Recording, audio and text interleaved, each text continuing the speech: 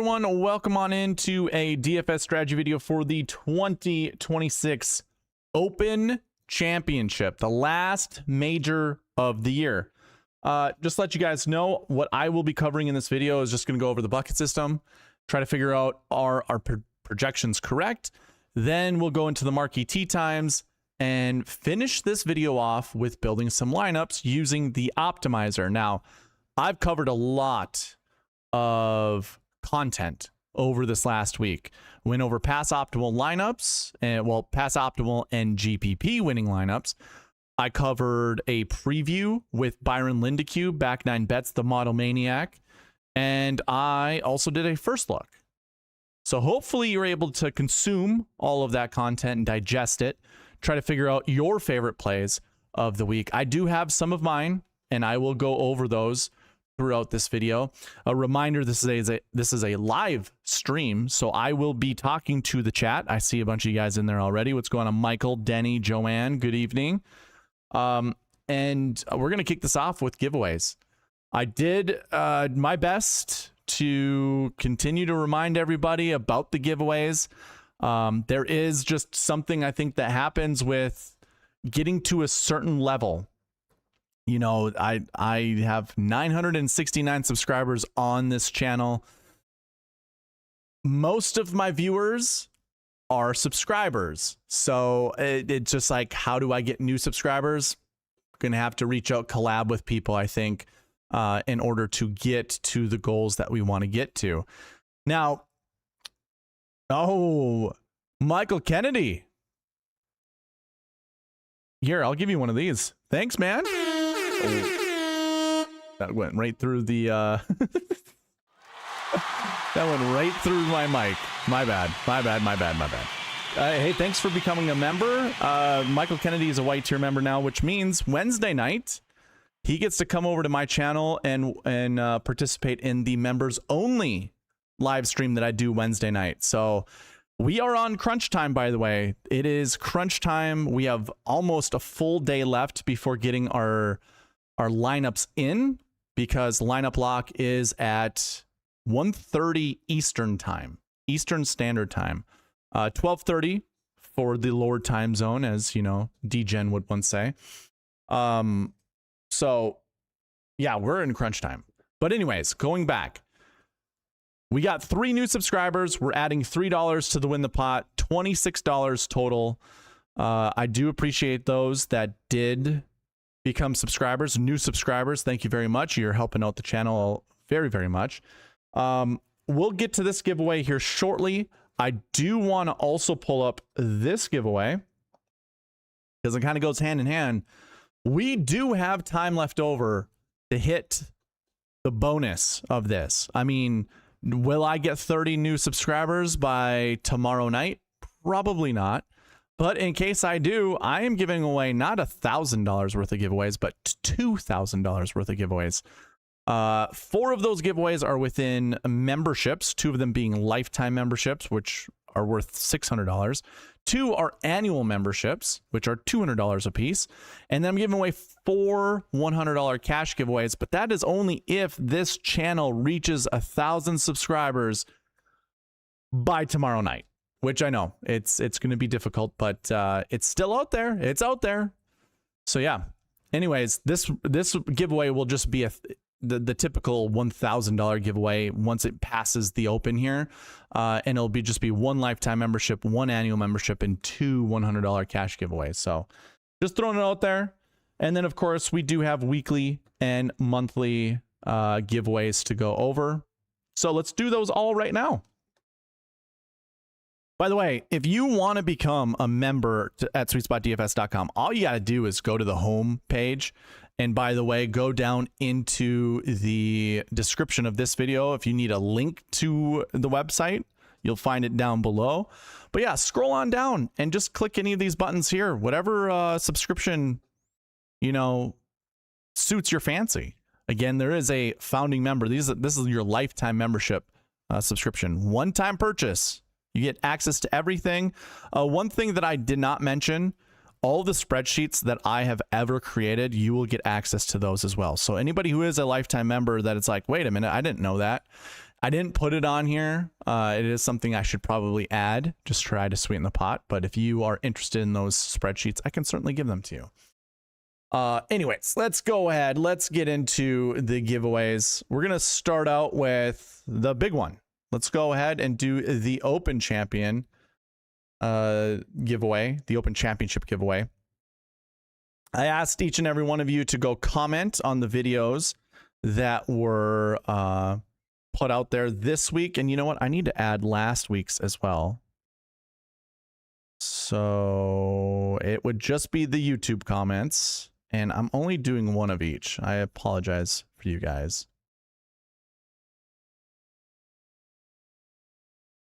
Because I did introduce this last week and said that it would go towards it. So here we go. 24 total entries. This is worth $26. Here we go. First giveaway of the night. This is the Win the Pot giveaway.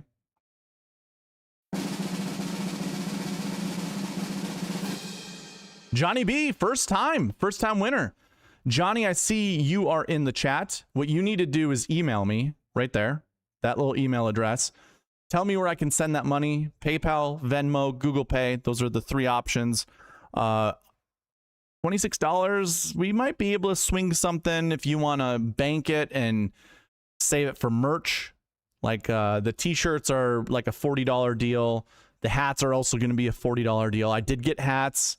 Joanne, I need to go pick them up, which I will do Thursday. I'll go get them Thursday. I said I was going to last Thursday, but I didn't have the time.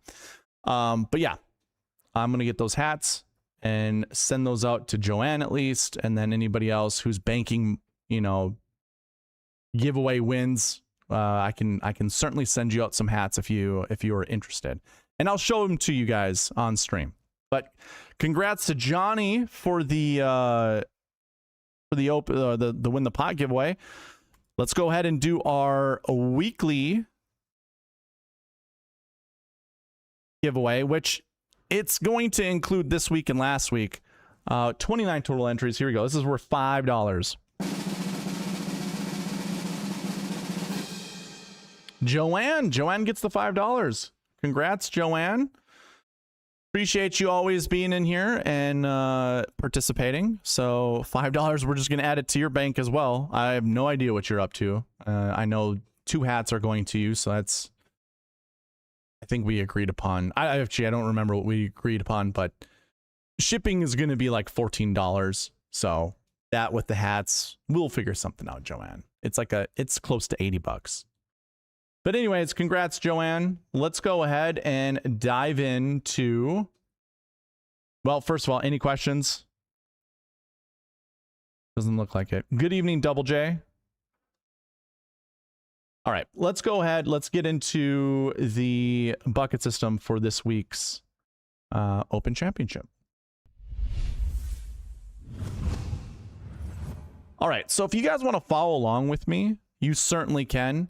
I do provide a bucket system for the cheat sheet. And in order to get to the cheat sheet, you have to go to the website. Again, link in the description down below. Go up to Fantasy Tools, and it's the very top cheat sheet. Now, this isn't the one we want to work with. We go scroll down until you get to this cheat sheet. Click here. It'll open up a Google Sheet, and then you will have the bucket system right here for you guys as well. The big difference between this bucket system on the cheat sheet and then the bucket system on the website is just projections. I haven't been able to figure out how to put projections here just yet. It requires me to figure out how to put a model on my website, which it'll take some time. I'll get there, and eventually I will have projections through this avenue. But for the time being, we will do the spreadsheet. Again, you guys can use this one. I'm going to close out on that.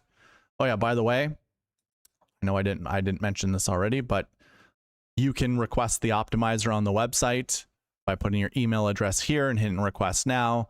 You can find this under optimizer on the website as well.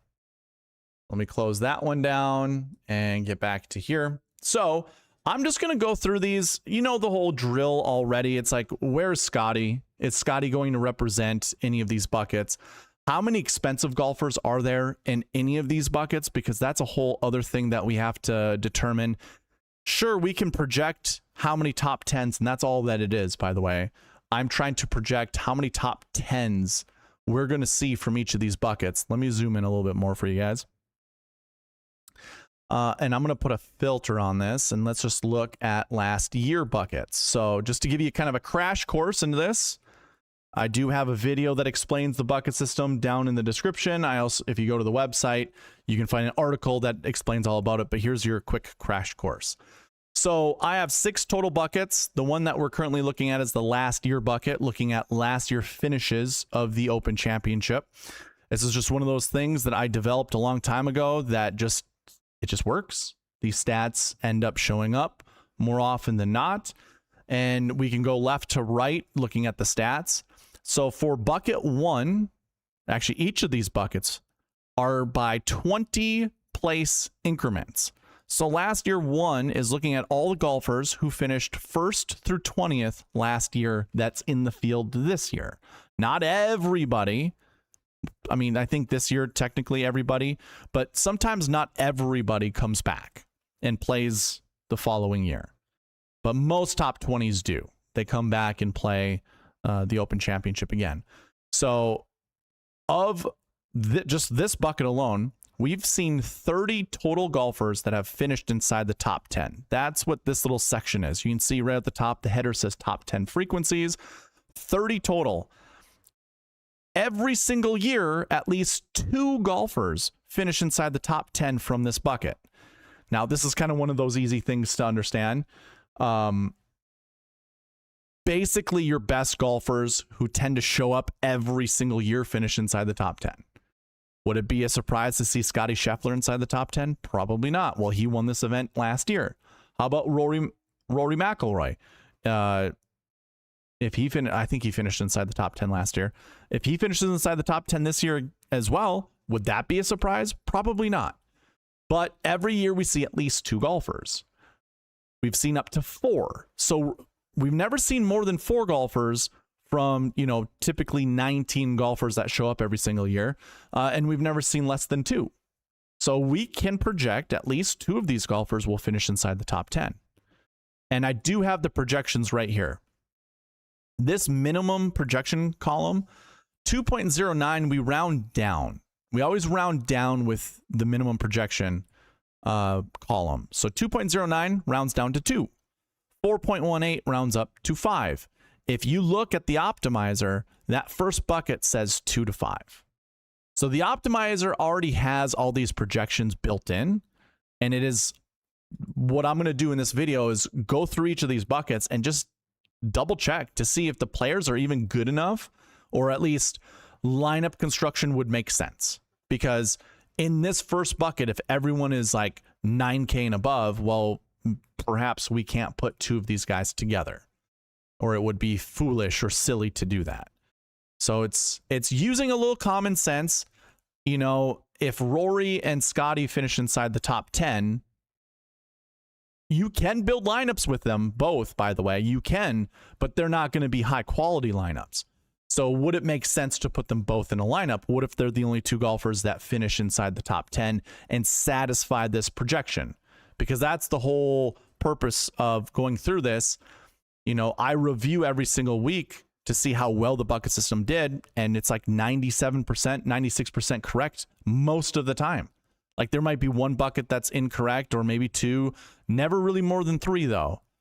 So it's like, okay, well, and just to show you what this looks like, you can look at this a couple different ways. So you could use the cheat sheet from the Google Sheets, put a filter on this, and only look at last year ones. So if you know how to work Excel spreadsheets, or Google Sheets, these are the golfers that you're going to see in the last year 1 bucket. Now we have 4 golfers, the only 4 that are 10K and above, they're in this bucket. What if they're the only 4 to finish inside the top 10? Well, you can't put all 4 in a lineup. And could you even put 2 in a lineup? It really depends on how the rest of that top 10 leaderboard shakes out. Maybe you can get 6 to 6 through the cut, playing a Scotty and a Rory together, or maybe a Scotty and a Tommy, or a Rory and a Fitzpatrick, or whatever. Like, maybe you could. Maybe none of these guys up here finish inside the top 10, and we actually get 4 guys down here that finish inside the top 10. Well, shoot. Now we have a really interesting way of building lineups, because now we have different names we can look at. It's really up to you guys how you interpret this data. Personally, for me, I think it's Scotty or Rory. I said this in my preview video with Byron last night. I'm going 50-50 on these guys. Like, I'm playing, actually, I'll go like 46% on one and 46% on the other, leaving me with just a little bit left, 8% to build lineups with other golfers. I think that's about what I'm going to do. It's going to be somewhere between 43 to 46% of Scotty, 43-46% of Rory, and then building lineups from there. I haven't figured it out just quite yet, but that's my whole thought process when it comes to building lineups. But going back to the bucket system, another way you can actually look at this is if you go into this cheat sheet right here. I think this is the easier way to do this. Hit the little bucket icon. This will bring up filters, and you just hit last year one.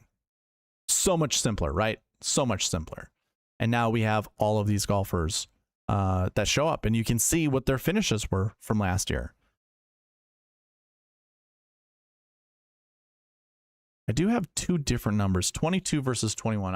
I don't know why. I'd have to look into it. Did someone withdraw, or maybe I just forgot to add somebody in my on my spreadsheets? I'm not positive. Anyways, so yeah, if you want to look to see who the golfers are, I'd much rather use this cheat sheet, and this is free for all of you guys. So come here, take a look here. But yeah, let's just go ahead and dive right into the last year buckets, and determine, do we want to play 2 to 5? Now, I'm going to go ahead and look right here on this cheat sheet. We've got Scotty Scheffler at 13,300, Rory McIlroy 11,900, Fleetwood, Fitzpatrick also in the 10K range. We have 2 guys in the 9K range, Xander and Justin Rose, Tyrrell Hatton, Goddard, Bryson, Wyndham Clark, Bobby Mack. Here's one of those other things. If you're watching that preview video with Byron and myself, we did this little number. We drilled down on course history 1, course history 2, recent form 1, and recent form 2. And this gave us our, what we call, elite grouping. The golfers that you see on the screen, there's 8 of them. These 8 golfers, we anticipate at least 4 to finish inside the top 20. But I think 3 are going to finish inside the top 10. Look at how many of the same golfers that we see in that last year 1 bucket. Scotty, Rory, Justin Rose, Goddard, Bobby Mack. So now we get to combine both things. We get to combine what we talked about in the preview with the elite grouping, and now we're talking about the last year buckets. Again, we still have to think through this because Scotty and Rory are in these buckets, and they both can finish inside the top 10 pretty easily. So if that's something you think is going to happen, and it's something that you think you can't pair them together and build a successful lineup, you then need to consider changing this minimum on the optimizer, if you use the optimizer, to a 1. Change it to a 1.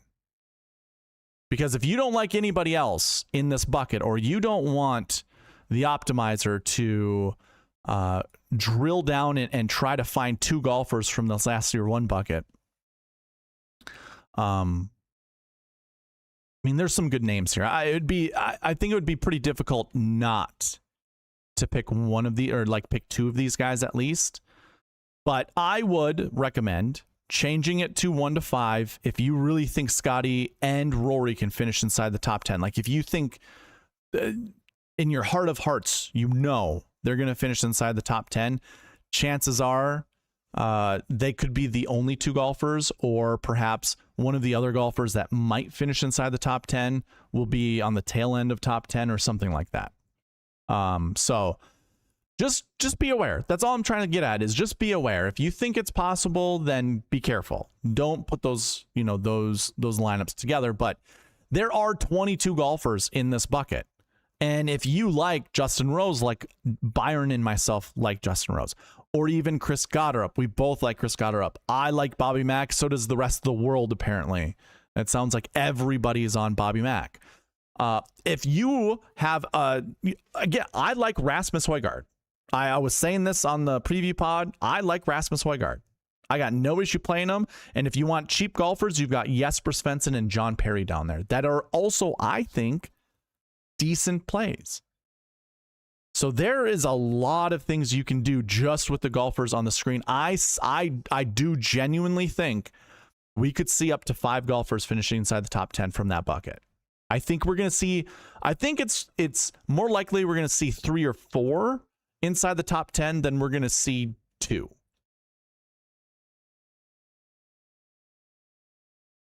Two or 5, I should say.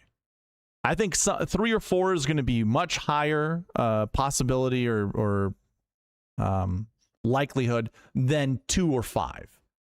So in the middle, I'm looking more in the middle.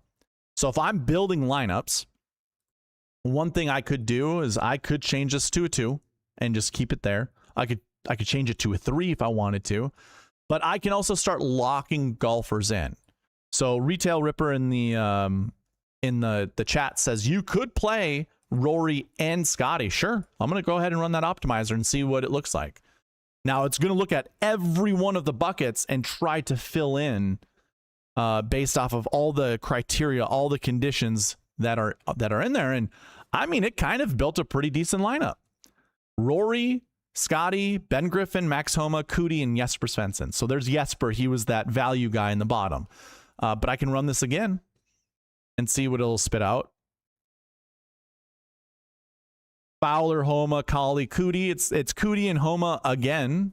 I don't know how many times we're going to see those two show up. They're probably, they're probably part of buckets that we need to put in there. So you can continuously run this and we can kick people out. So I'm going to go ahead and kick Max Homa out and just take a look. Like, what other lineups can we build? It might break on us too, by the way. And if it breaks, it means Rory and Scotty probably aren't the way to go. This lineup looks really good. I get Nikolai Højgaard, Akshay Bhatia, Keith Mitchell, and Nico Echeverria to go with Scotty and Rory. So Retail Ripper, you are absolutely correct. I mean, that looks like a pretty solid lineup, if I do say so myself. Okay. So I think, just to go back, that 2 to 5, I think is absolutely fine to keep in your optimizer for your conditionals. I think that's absolutely fine. And again, just to show you guys, by the way, this is free. Like I said, this is free. Everything that I'm covering is free. So you guys can also go ahead and do your own research, put the filters on that I'm putting on, look at the golfers yourself, and determine if you think those projections are correct. And in fact, the buckets that Scotty's not in, I don't think I'm going to talk about that much. I'm not going to go over all the golfers because just having a $13,300 golfer or an $11,900 golfer, it's going to be kind of tricky if they're in the same buckets together. And all that I see them being in the same bucket is just the last year 1 bucket and the strokes gain 1 bucket. That's it. That's it. They're in different buckets: course history, recent form, and last year buckets. So like I said, there are 6 total buckets. Last year, last week, course history, recent form, there's 4. Strokes gain buckets, and then salary buckets. Some of you guys might not care about the salary buckets, but if we see every single week or every single year for this tournament that, say a 10K golfer finishes in the top 3, top 5, top 10, whatever, why wouldn't you start your lineups with the top 10K golfer, So, yeah, I guess, man, that just might make things easy. Just so you guys see it, 0 to 2. And actually, this is a perfect idea. I should have thought of this a long time ago, but I also didn't have a website for the longest time. I'm going to give you the projections. Take this video, rewatch it as many times as you need, go to the website, apply the filters, and find the golfers that, that matter to you. We want 2 to 5 last year ones 0 to 2 last year 2s. That's very close to being 0 to 3. So this is where I would actually implore all of you guys, again, go to the cheat sheet. Let's take a look. Let's remove all the filters that are currently on there and take a look at the last year 2s. Could this be a 0 to 3 bucket? Like, are there golfers that if there's up to 3 golfers you want to play from this bucket, I say go for it. I got no issue.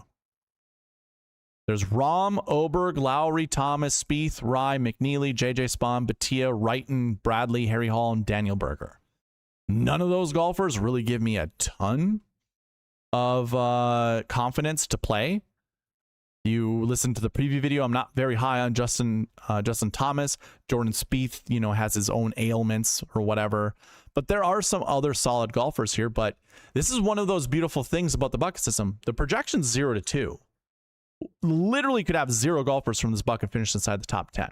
It should give you a little bit of pause. But at the same time, we've never seen less than 1 golfer in this bucket finish inside the top 10. And it's got a 12.9% success rate. So out of all golfers that have ever been in this bucket, 12%, or 13%, I should say, have finished inside the top 10. Now, if you are a paying member at SweetSpotDFS.com, you can go to the bucket system and drill down on these buckets. So if I drill down on last year 2, I can scroll down here to the results with lead and bucket stats, and I can take a look at all the golfers that have ever been in this bucket. You can sort by salary if you want. Like, we can see who the most expensive golfers were. You know, Scotty Scheffler's been in this bucket. So you can see, you know, does price tag matter? Does the best golfers matter in this bucket, or more? Maybe it's more cheap guys. And in fact, if you want to kind of go a little bit a layer deeper, go ahead and change that finishing position on the filters on the left side to be like, let's just look at, how about we just look at top 10s? That's all I want to look at. And so now we can look at, you know, if we went back to here, 20 total golfers from this bucket have finished inside the top 10. We should get about 20. The spreadsheet and the website are a little different because I treat, well, actually, maybe it's not different. 1, 2, 3, 4, 5, 6, 7, 8, 9, 10, 11, 12, 13, 14, 15, 16, 17, 18, 19, 20. Yeah, it's not different. Okay. But here you go. I have this sorted by salaries from top to bottom. It looks like 8K and above is a bit more successful than 7K down to 67. One thing to also mention, you don't see any 5K golfers. 67 is the cheapest golfer. Otherwise, it's 72 and up. So if we went back to this bucket, here are all your golfers. Here's 67, Spawn and McNeely. Maybe we make an exception for Batia. Maybe we make an exception for Wrighton. Or maybe you just go, nah, man, I'm following the bucket system. I don't want anyone less than $6,700. Like, so you scratch off Batia, you scratch off Wrighton, Bradley, Hall, Berger, and you just go JJ Spawn and up. And I mean, you can look at the names here. You can look at the other stats that they have. Course history. What were their course history stats? Their recent form stats. What did they do the week before? You know, what strokes gained bucket they're in. We can also look at just strokes gained stats for the same golfers. So now you can see how they look. You know, the salary filter change or the sort, but we can sort it back by this. You can look to see what the strokes gained stats were for any of these guys. Like, it looks like you need positive strokes gained stats in order to be somewhat successful from this bucket. You know, you can go through each of these stats and try to figure out what stat matters the most.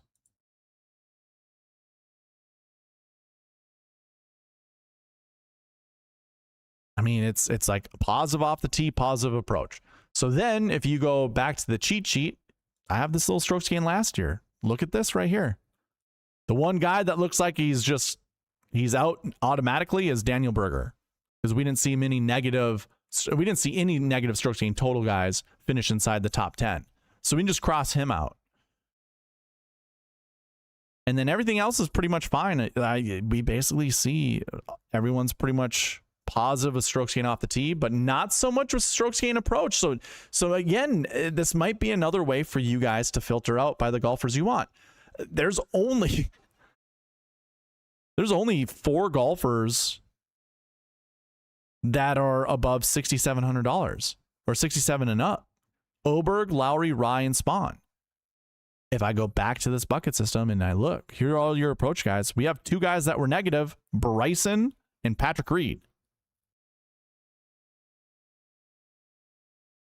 So, I mean, there were two, so there can be exceptions. There can be exceptions. So if you are like, I don't really care, not a big deal to me, I'm going to grab one of these guys down here, go for it. Like John Rahm would be just absolutely fine. The strokes gain off the tee is just massive, and his strokes gain total is also just massive. But hey, there's a reason to get on Ludwig Oberg, by the way. Here's your reason. Seriously. The thing that I love about the bucket system in general is that, one, it can get you on golfers that you probably wouldn't have thought about getting on. But I think the most important thing is limiting how many golfers you grab from a particular bucket. I think that is the most important thing that I've ever gotten from the bucket system. It's like, you don't want to grab more than 2 guys from here. You know, I bet you some of you guys that are watching this are like, oh, well, I like Rahm, I like Thomas this week, I like Spieth, and I like Aaron Rai. I want to put those 4 golfers in my lineup. Don't do it. Don't do it. Like, it just, it's not in your, the odds are not in your favor. So that's how I would look at it. All right, let's kind of cruise through this. 0 to 2 last year, 3s. It's not that close to 3, so I'm not going to look at it. 0 to 2 last year, 4s. 1 to 3 last year, 5s. We can look at this bucket and just see if maybe we want to change it to a 3. Like maybe 0 to 3 instead of 1 to 3. Let me just double check this. Yeah, these are missed cuts. Guys who have missed the cut from the year before. We want somewhere between 1 to 3. We have 1 9K golfer, 1 $8,700 golfer, and then there's 4 7Ks, and then it drops down into the 6K range. So with it being a minimum of 1, like we want at least 1 golfer, my whole thought process with all of this is, are there enough golfers that would make, like if I didn't want to pair any of these guys up together, or maybe I do want to pair them up together, depending on what I'm feeling like, I think maybe the best way to go about it is, if I were to think about exposures, how much I want to play these guys at a percentage, could I equal up to 200%?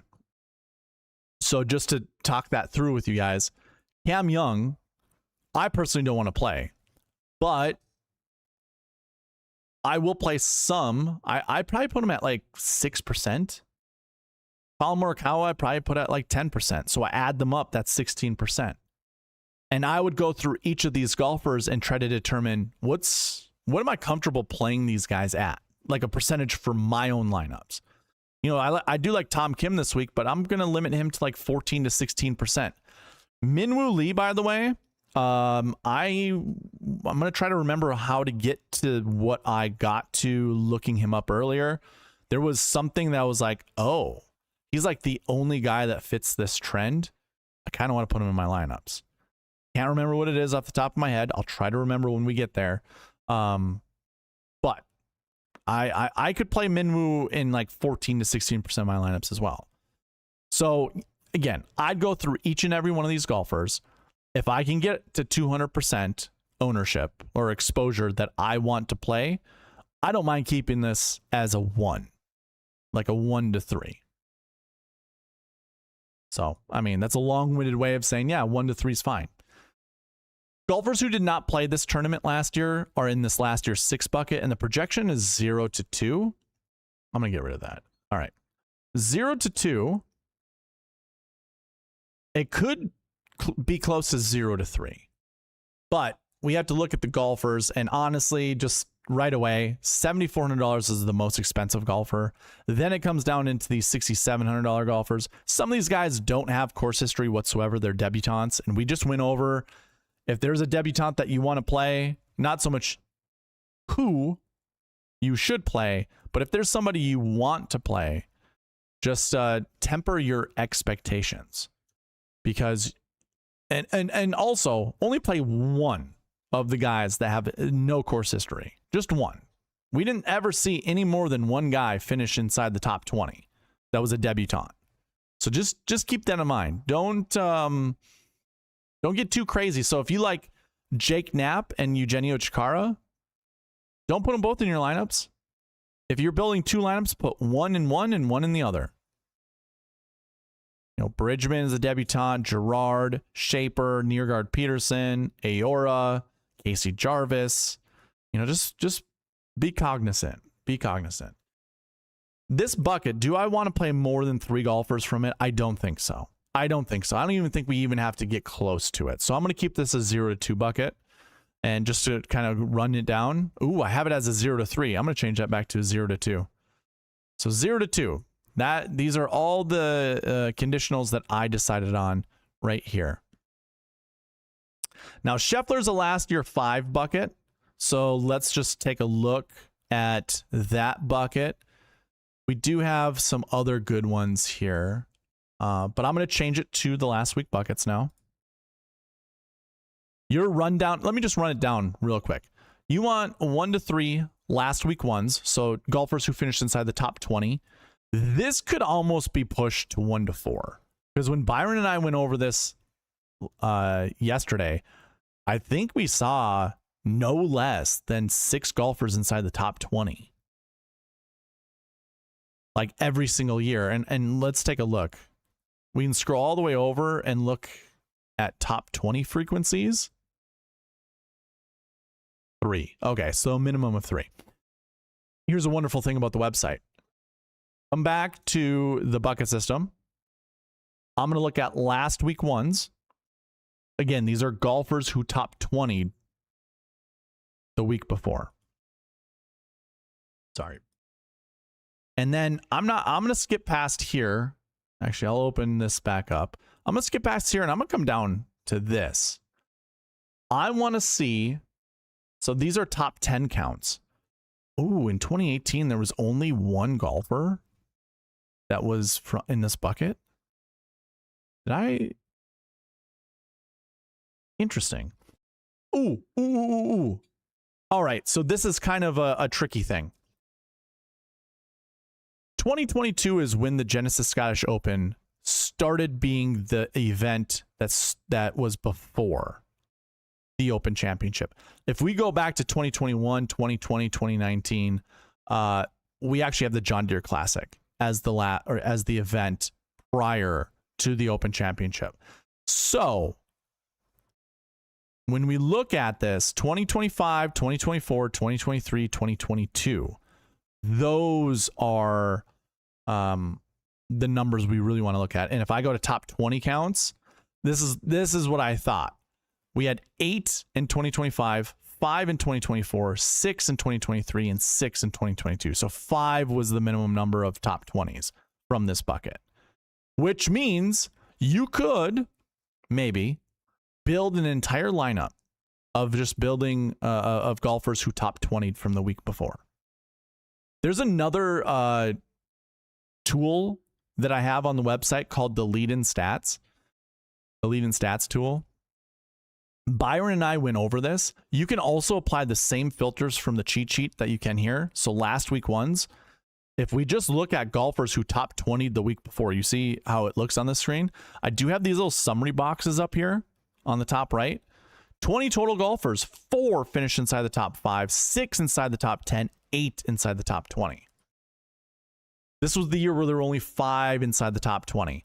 Now, here's the other thing to look at. Price tags.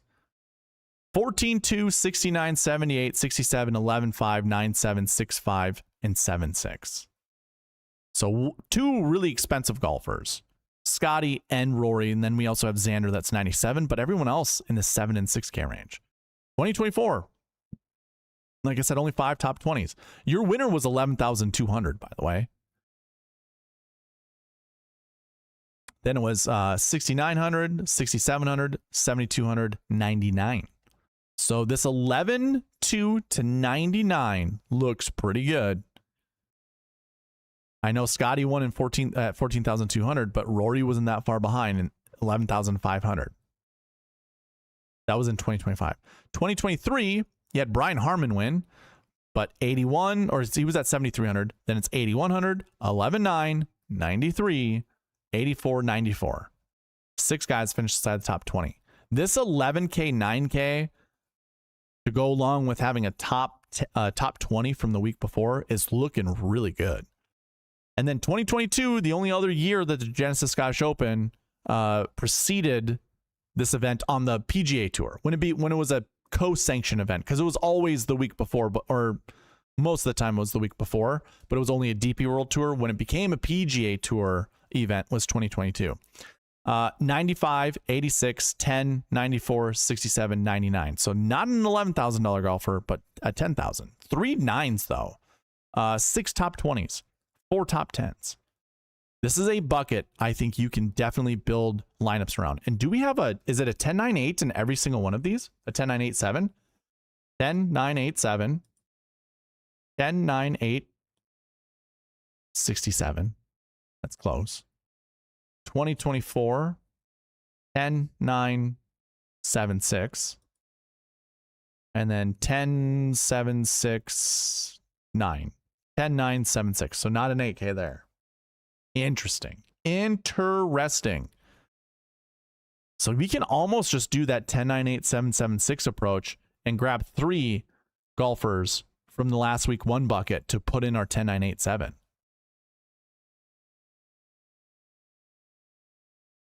So going back to the cheat sheet, I'm going to go ahead and put that in. Last week 1s. Rory 11-9, Fleetwood 10-5, Fitzpatrick 10,000. If there was ever any more of a reason to get you guys on any 3 of these golfers, I think this is going to be my biggest sell point, sales pitch, I should say, on trying to get you to play one of these guys. Maybe you already are, but like I said, we never didn't see a 10K golfer from this bucket. We saw one in every single top 10, top 20. Actually, just like top 10 though, right? If I go back to the lead-in stats, 14-2-1, that was in 2025. 11-2-1 in 2024. 11-9 was in 6th place in 2023. 10,000 was in 8th place in 2022. If you're wondering if these lineups would be good enough to win a GPP, guess what? I got the tool for it, baby. It's called Pass Optimal and GPP winning lineups. If you go into the Open and we want to look at every one of these years, here's 2022. Drill into the GPP winner and you can see the total points that they score and the salary that was used. Then drill out of the GPP and try to build a lineup that's going to beat 631.5 points. So what did I say? There's McIlroy at 11,100. You hold down the control button and you can select multiple players, and then the totals will go up. So 11,001, 95, 78, 123. Can I put this $8,600 golfer in here? Oh, I don't think I want him. I'd much rather have Hovland at 9,000. Then 69, 67. I'm $1,000 over, so that's no bueno. Oh my gosh, that is so close, because I could go from Hovland down to Bryson at 81. I'm $100 over. Now I have to make oh boy. Or we get Burmester out and we put this Saddam character in here. I don't know about that, but this scored 657 points. This lineup here, it's an $11,100 Rory, $9,500 Cam Smith, $8,100 Bryson DeChambeau, so 1098, $7,800 Cam Young, $6,900 Brian Harmon, $6,300 Saddam. Now, Saddam's probably a poor choice. I can probably sub him out for anyone that's less than $6,600 that would make sense. There's an Anthony Quayle, probably not him. Boy, how difficult it was. Thomas Dietrich. 83 points he scored. $6,600. That gives me $50,000 of the salary. $651 in or 651.5 beats 631.5. So if you're like curious and go, oh, I don't know about Rory, or would it be 2023 is where we had Jordan Spieth up there at 10,000? Oh, am I just looking at, hold on, wait a minute. Wait a minute. I'm only looking at last year one buckets. That's why. I'm only looking at last year ones. So I would need to figure out a lineup with Jordan Spieth, not Rory McIlroy. Okay, let me try that again. Let me try it again. I totally missed the plot on that. So I want to go back to 2022. I want to grab Jordan Spieth, 10,000. Then it's 95, 78. Let's go ahead and put $8,600 in there. Nah, let's do Hovland at 9,000. And then I have still quite a bit of money left over. Can't do that though. Abe Answer at 76. And I actually have... No.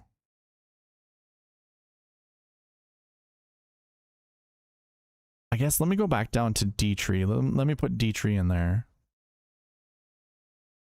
That seems like a golfer that would make sense to play.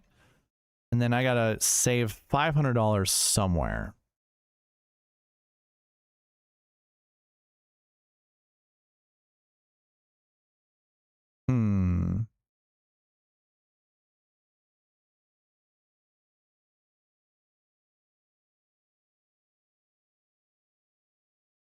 Nope, I need Hovland.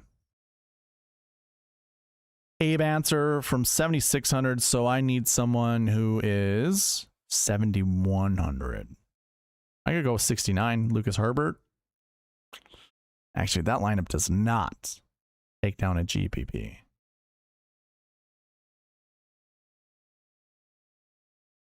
Jordo just didn't score enough points. It was pretty darn close, though.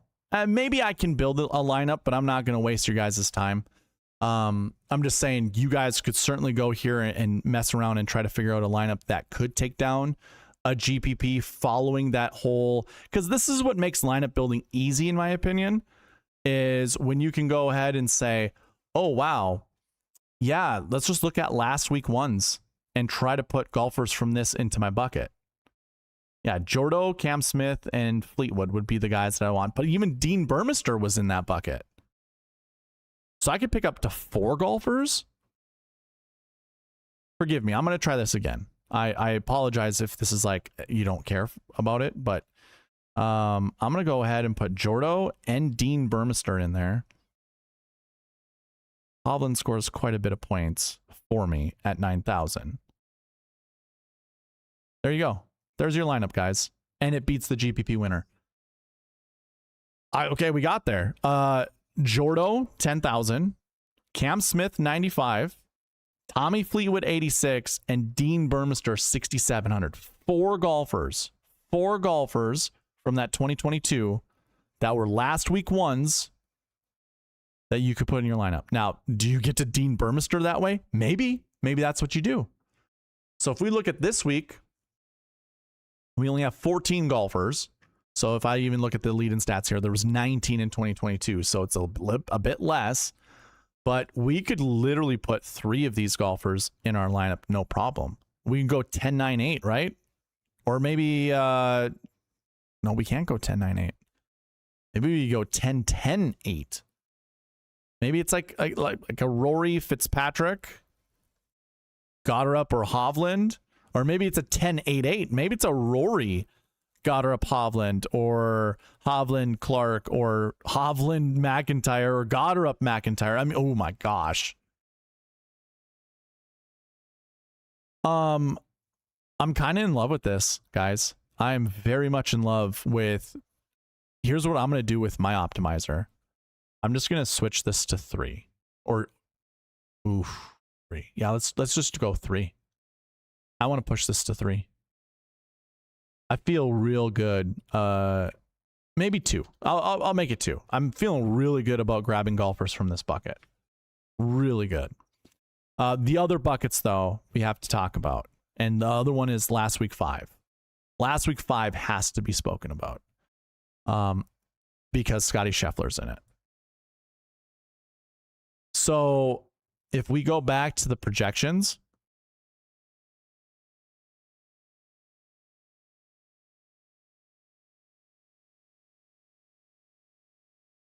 it's 1 to 3 last week ones, 0 to 2 last week twos, 0 to 2 last week threes, 0 to 2 last week fours, 1 to 3 last week fives, 2 to 5 last week sixes. So we do have to talk about these last two buckets in depth. If I'm going to go as, if I'm going to lean into the last week ones, I do have to make probably some changes for these buckets. Now, this bucket has Scotty in it. Could Scotty be the only golfer from this bucket to represent a top 10? He could. He very well could. Because it goes 13-3 down to 98 Xander, 93 Ludwig. Both of those two 9K golfers, I don't think many people have a lot of confidence in. And then we go down to Shane Lowry, Koepka, Alex Fitzpatrick, Aaron Rai, Cantlay, Penge, English, Knapp. I mean, there's some good names down here. Definitely some good golfers to add to your lineups.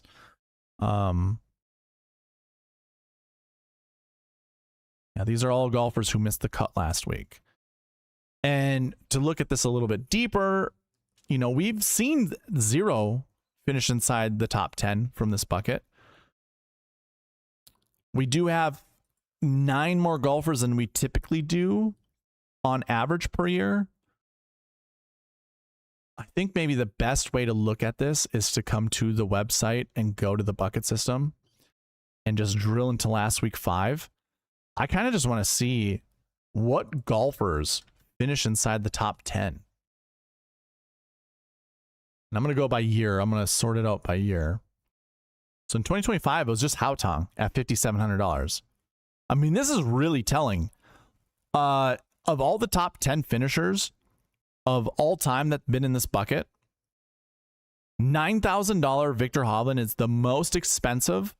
There's a $1,200 gap between him and the next golfer. That's Cam Young in the same year in 2022 at St. Andrews. Everybody else has been $6,900 and less that finished inside the top 10.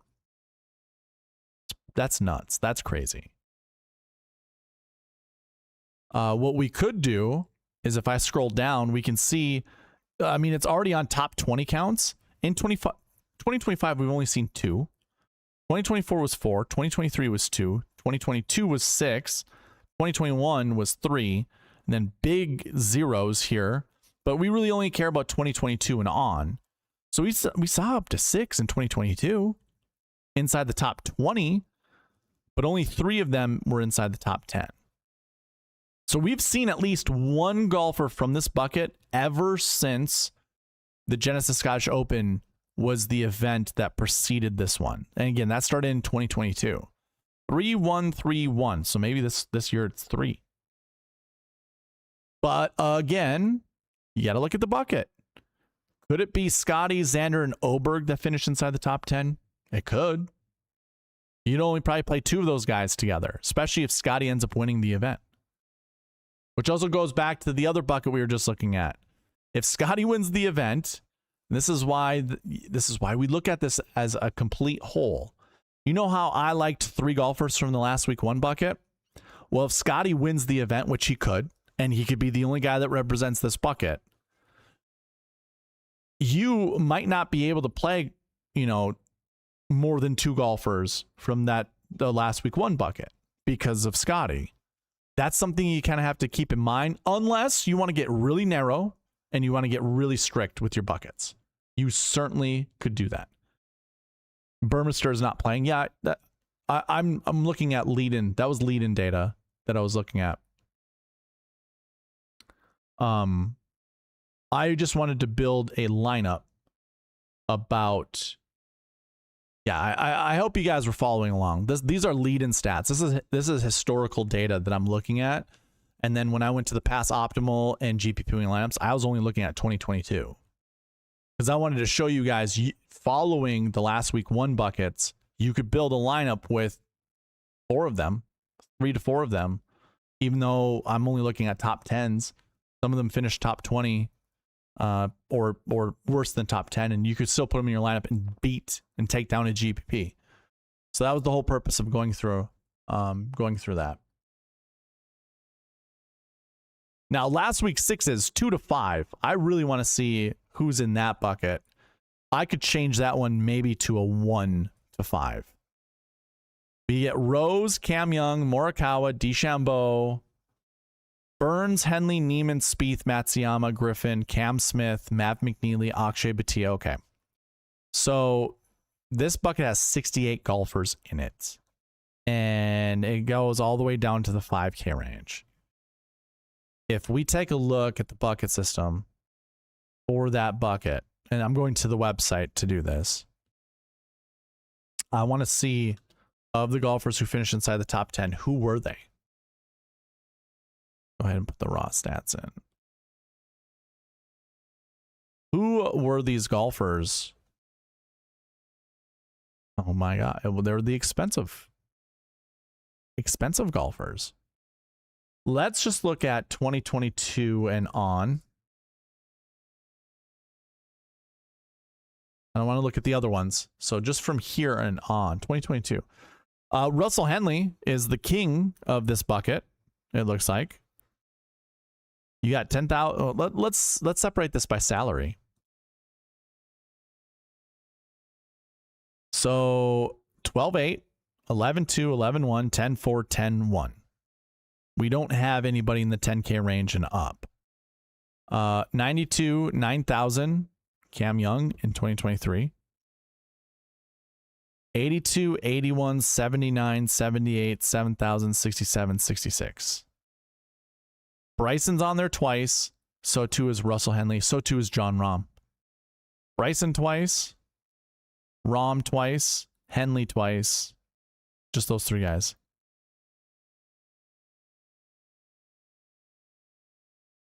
Was Henley on this bucket again? Yeah, he was. So dang it. Byron's going to get me on that one. Henley's a good play. Bryson's also in this bucket. Yet again at 84. Is this an omen? Is this something to look at this? $8,100.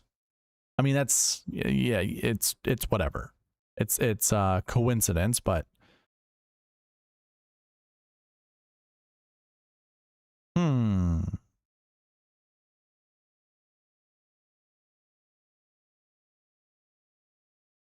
And Cam Young is also in this bucket as well. So these guys, it appears that they like to take the week off before the Open Championship, and it has paid them well in the past. Oh boy, do I keep this as a 2? I mean, none of these golfers except for Rose and Young really kind of make lineup building tough if I keep all those other projections as they are. I mean, I'm reserving 5 spots just for golfers who either top 20 last, or not either, that top 20 last year, as well as missed the cut and did not play. So lineup building can, if you put too many restrictions in your lineup, like trying to build lineups, it's going to hate you. It's going to kick you out. This lineup has 3 last week ones. It has Scotty Scheffler as well. That's a really good lineup. Scotty, Clark, McIntyre, Neiman, Patrick Reed, and Mitchell. It's a really good lineup. If I kick out Scotty, what else can we get? Fleetwood, Fitzpatrick, Young, McIntyre, Bridgman, and Cootie. It's not one of my favorite lineups, but that ain't bad. That's not bad. Oh my gosh. Fitzpatrick, Rahm, also Cam Young. Here's a Bryson line. Oh my God. Fitzpatrick, Rahm, Goddard, DeChambeau, Cantlay, and Mitchell. This one's going off to the side. I'm digging these lineups. These are sweet. Okay. We'll get more into lineups later. All right. This is awesome. This is exactly what I was hoping to uncover and look at and get comfortable with. Moving on to the course history buckets. Scotty Scheffler's in the course history 1 bucket. There are only 4 golfers in it, and it's a 0 to 2. So it is one of those moments where Scotty's not in a bucket that says you need to play at least 1, which is very interesting. Which means I don't really have to look at any of these buckets, really. 0 to 2 for course history 1s, 1 to 3 for course history 2s, 2 to 5 course history 3s, 0 to 2 course history 4s, 0 to 2 course history 5s, and 0 to 2 course history 6s. Perhaps I should look at course history 2 and 3 just to make sure that those projections aren't silly. So 1 to 3 course history 2s. Rory's in it. Rahm, we just looked at a sweet lineup with Rahm in it. There's Cam Young, Bobby Mack. Now, I would say the same thing. Can you get to over 100% exposure to all of these golfers? And maybe it's not just all of them. Maybe it's like, like 8 to 10 of them. Can you get to 100%? For me, McIlroy, like I said, it's 42%. It just makes it easy. But I'm probably going to play Rahm in 20%, or put my exposure to 20%. Rose will be somewhere between 16 to 20%. Cam Young, I'm actually going to bump up a little bit, seeing him in some of these other buckets that are like, oh, that's okay. We kind of do want to play him. But that's going to be still like 10, 12% at most. Hovland, I do like Bobby Mack. I think I can get to over 100 just on those golfers alone. Bobby Mack, Hovland, Cam Young, Rose, Rahm, and McIlroy. There's also Adam Scott down there. I do like Adam Scott. Corey Connors. Don't really care about Jordan Spieth, but the rest of them are okay. I'm really not wanting to play Jason Day or Eric Cole or even Henrik Stenson down there at $5,200. Not my jam. Not my jam. But yeah, I mean, it's not terrible.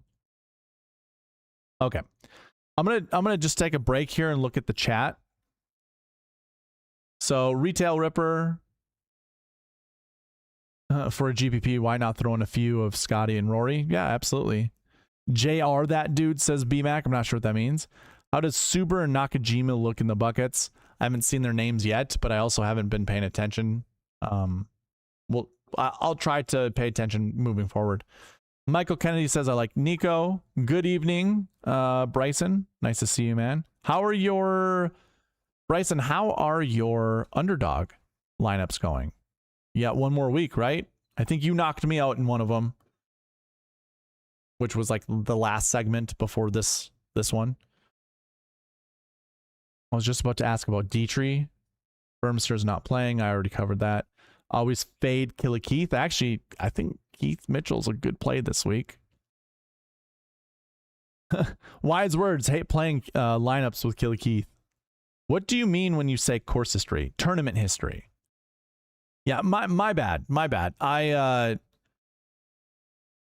While you do these things live,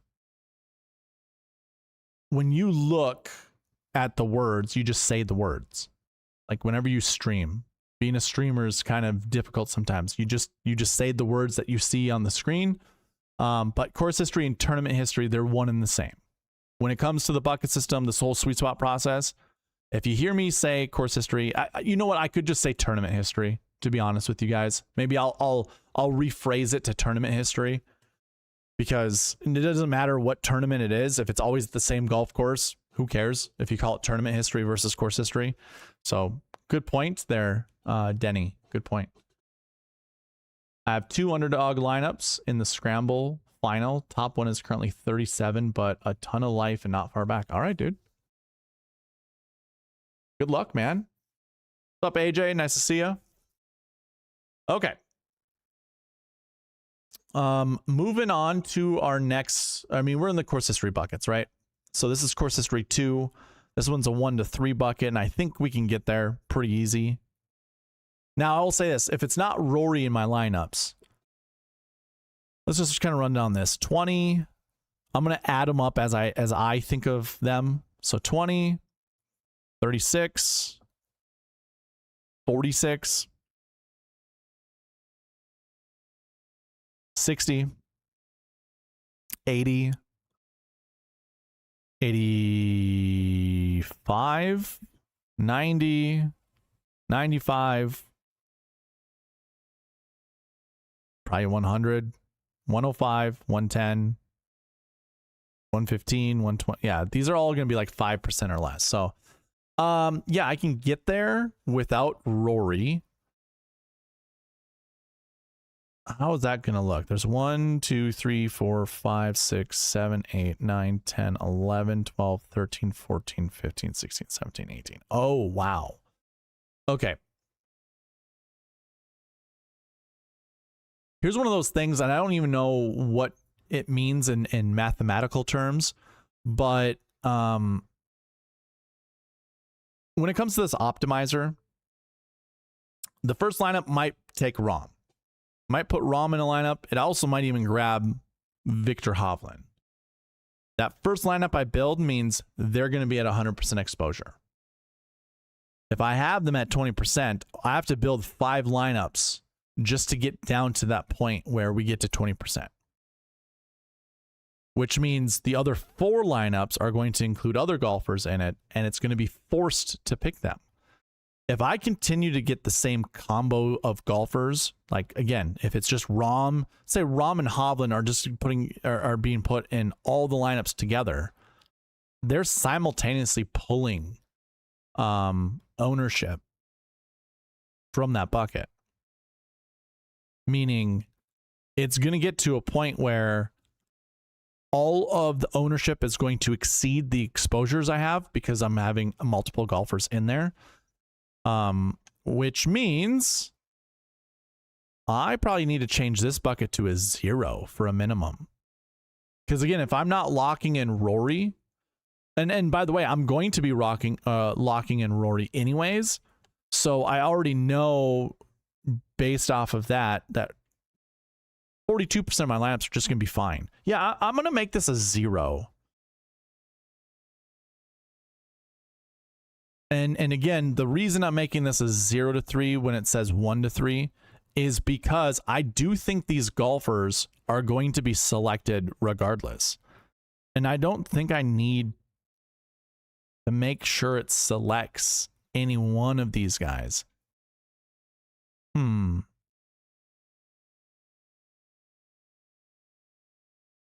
I could see up to 3B. Yeah. Never mind. I'm not gonna force it in. We'll just keep it there. Holy. Okay. Next bucket. Course history 3s. This is a 2 to 5 bucket. Again, I mean, there's 42 golfers in it, where we normally see about 35. It's a lot of strength of field points that go towards this. 2 to 5. So most lineups then are going to be Fleetwood, Fitzpatrick, most likely. There's a lot of good names down here. I get both Højgaard brothers in there. There's Thomas Dietrich.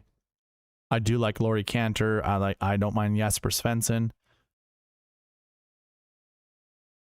I'm going to keep this a 2 to 5. I mean, there's a lot of other golfers. There's Henley in here. Henley, you know, we just went over Henley and why he seems to be a good play. Same with Bryson. Yeah, I'm going to keep this a 2 to 5. This will be good. Cool. That one is 2 to 5. All right. Oh, 2 to 5 right there.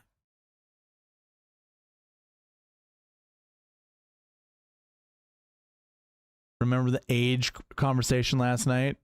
Rose is going to win. I don't mind putting Rose in my lineups. Serious question, is Sink in play? He fits nice with Scotty, Rory, or any 2 that you want. I don't hate it. He still hits the ball far enough to compete.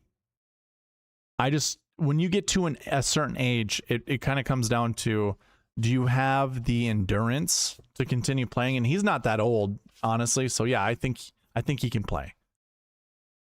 I think it's doable. Okay. Moving on from course history, we're going to go to recent form buckets. And Scotty Scheffler is in the recent form 1 bucket, if I remember correctly, right? Oh, he's in the recent form 2 bucket. Ooh, that miscut last week kind of pushed him out. Okay. Recent form 2 bucket. So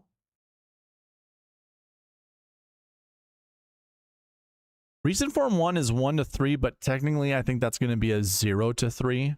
I think I even have that in the optimizer as 0 to 3. Yeah, 0 to 3. So let's take a look.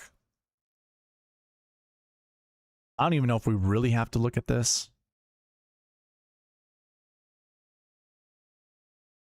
Rory, Fleetwood, Fitzpatrick, Hatton, Morikawa. Yeah, I think golfers from this bucket are just going to be selected regardless.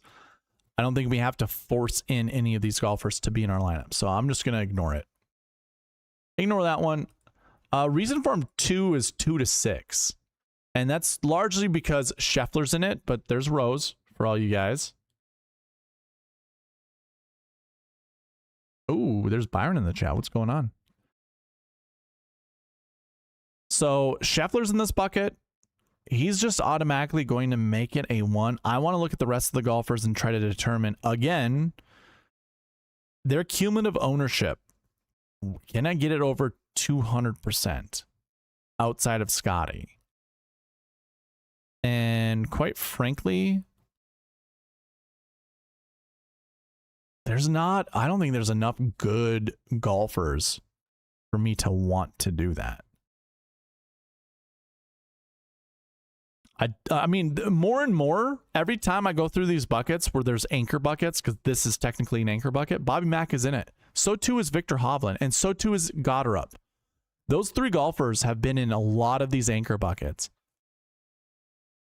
I imagine there's other ones like probably Spawn has been in there, or Brian Harmon. You know, there's other golfers that have been in there too. I might have to change Hovland, McIntyre, and Goddard's ownership to be like, or exposure to be like 20%. I'm digging it, man.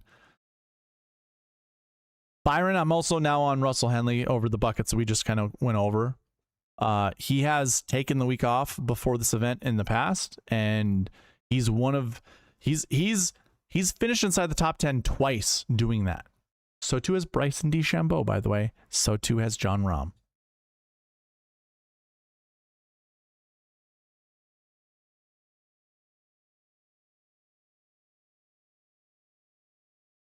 Interesting. Okay. Do I keep this at 2 to 6? Is that how I have this? 2 to 6. Probably. I think that's probably going to be fine. 1 to 3 recent form 3s, though. I have this as a 0 to 3, obviously. Let me look. I want to see that.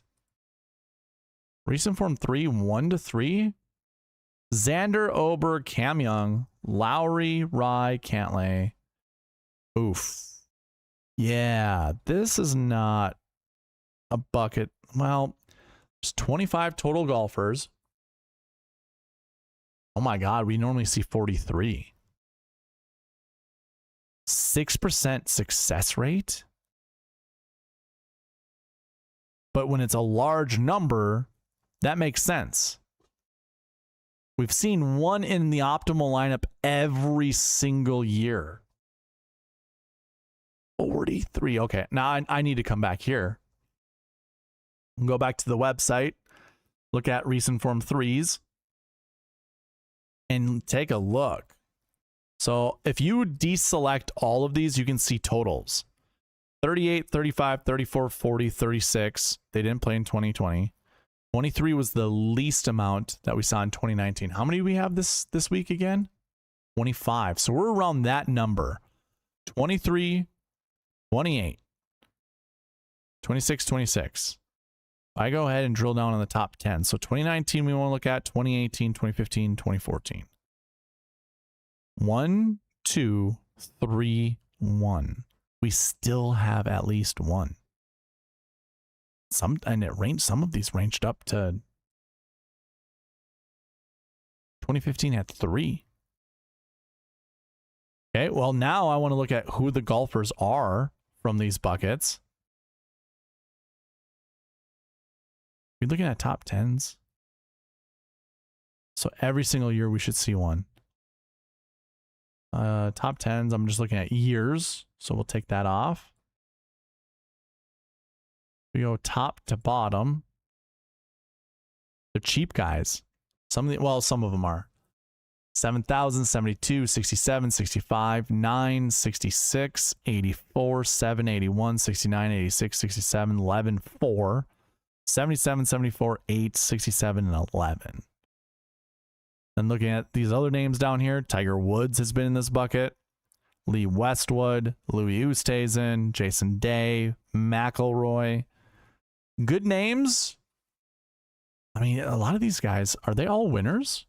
Harmon's a winner, Connors is a winner, Clark's a winner, Horschel's a winner, Cam Young's a winner, Grillo's a winner, Homa's a winner, Straka's a winner, Tom Kim's a winner, Harmon, Fleetwood, Hughes, I mean, barely Fleetwood, right? Hughes is a winner, Koepka, Kuchar's a winner, Schauffele, Grace is a winner. Rafa's the only guy that has not won a PGA Tour event out of that whole group of golfers. Recent form threes. Okay. Well, here are your recent form threes. Winner, winner, winner, winner, winner, winner, winner, winner, winner, winner, not a winner, Eugenio Jakara. Not a winner, Nikolai Højgaard. Winner in Christopher Wrighton. Winner, winner, winner. Not a winner in Hisatsune. Not a winner in Cole. Winner in Taylor. Winner in Brennan. Not a winner in Cootie. Winner in Kim. Not a winner in Stevens. Not a winner in Laurie Cantor. And not a winner in Uline. Interesting. If I went down that whole list again with those other golfers, because I saw Bill Haas, Andrew Beef Johnson, not a winner. So 2 European golfers that were in this bucket, not winners on tour. Haas was a winner. McIlroy's a winner. Kjeldsen was never a winner on the PGA Tour. So it's another Euro guy not on the tour. Day's a winner. Oosthuizen's a winner. Leishman's a winner. Schwartz is a winner. Westwood, has he won a PGA Tour event? He's never won a major. Yeah, he won a PGA Tour event. Winner, winner. So it's the Euro guys that you can be okay playing from this bucket. So now Laurie Cantor becomes okay.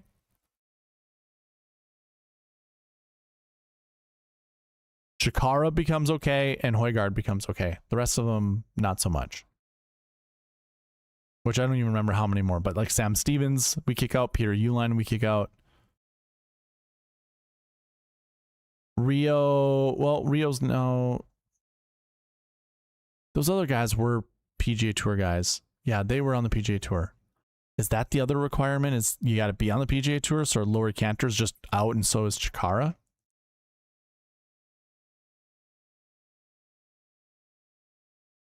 I don't know if Rafa was on the PGA Tour before 2017, though. Andrew Johnson was never on the PGA Tour. Or maybe he was for 1 year. Kjeldsen was on the PGA Tour. Anyways, whatever. Getting into the weeds. But this whole bucket, by the way, most of them were winners. So, yeah, at least one of these guys probably finishes inside the top 10. The bucket I'm looking at, recent form threes. So I can actually change that back. Well, do I want to? That's the thing, too. I got to look at these names. Can I get over 100% with exposures? It's just going to be difficult to build lineups with Xander. So I'm just going to kick Xander out. I'm also going to kick Oberg out. Well, never mind. I can still build Scotty lineups with these guys. All right, let's just go 14, 28, 42, 14% for these three guys. So 42, 8% for Shane Lowry, so 50. I'll do 12 for Rye. That's 62, 70, 84, 96. Yeah, okay. So I can do at least. Yeah, okay. Okay. I'm changing that to a 1. The rest of them 0 to 2, 0 to 2, 0 to 2. When it comes to strokes gained buckets, it looks like you want some of the best golfers with strokes gained stats. So strokes gained 1 is a 1 to 5.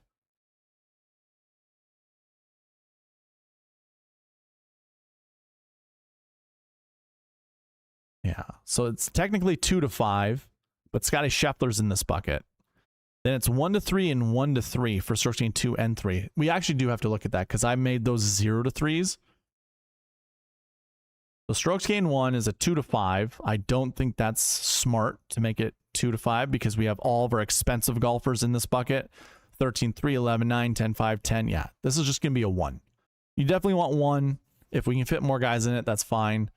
But I'm not going to make this a 2 to 5 bucket. I don't think you guys should either because you're going to get a lot of lineups that'll be like Scheffler and Højgaard or Scheffler and Spieth or Scheffler and Neiman, Rory and those 3 guys like I just said. And you probably sprinkle in Lowry. Henley's fine. Hovland's fine. Hatton's fine. Like a lot of these guys are fine, but now it's like it becomes lineup building becomes a little bit trickier if you limit or if you make it 2 to 5. Strokes gained 2 is supposed to be 1 to 3. And there's a lot of cheap dudes. A lot of cheap dudes and a lot of dudes that I don't mind playing. Stuart Sink, for those that are asking, there he is. He's in one of these buckets. It's a 1 to 3 bucket for projection. There's Rasmus Højgaard I like. Homa is okay. There's some golfers in this bucket. I just don't. I mean, I like Rahm a lot. I like Goddard. Bryson's now kind of becoming a golfer I don't mind playing.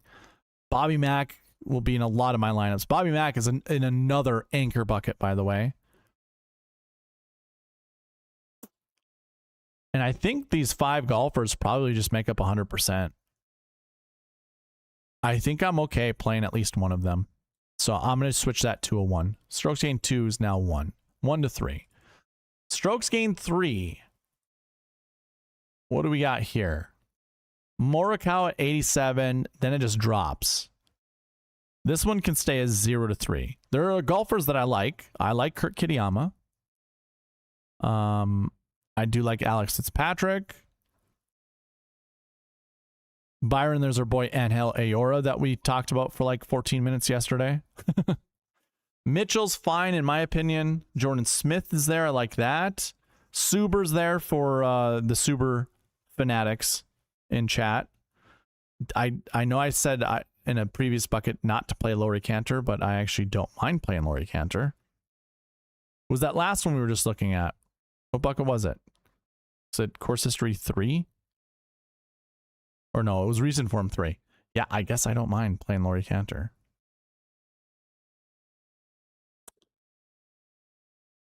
But I don't think this is a 1 to 3 bucket.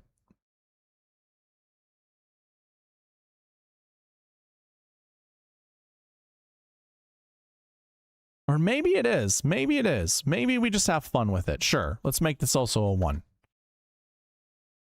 I'm not going to look at salary buckets, but I do have 1 to 3 for the 7K range and 1 to 3 for the 6K range. Now, again, these are all different. Like the buckets are a bit different. I'm just going to leave it at that. I think that's good. I think we got the buckets down. Let's do roll call number 1. Roll call. We're an hour and a half in.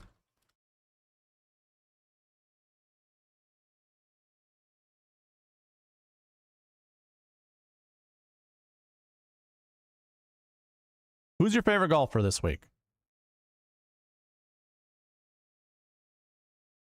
Looking at all the buckets, all that stuff. Who are your favorite golfers this week?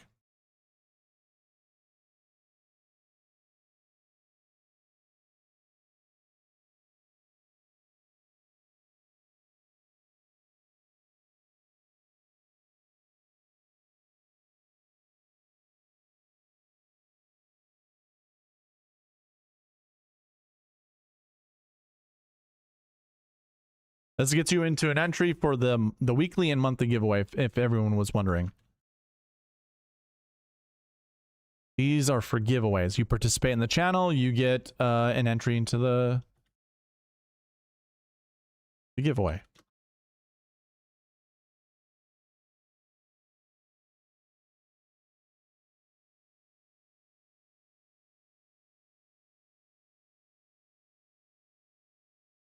Johnny be bad. Trey, what's going on, man?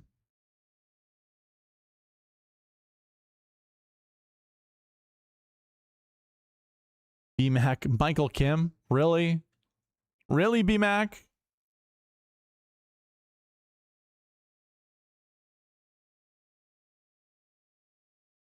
Eric Bruce with Mr. Patty Reed. Okay. I can add some more people as I continue going on, but we're going to get into the marquee tee times, and then we're going to start building lineups.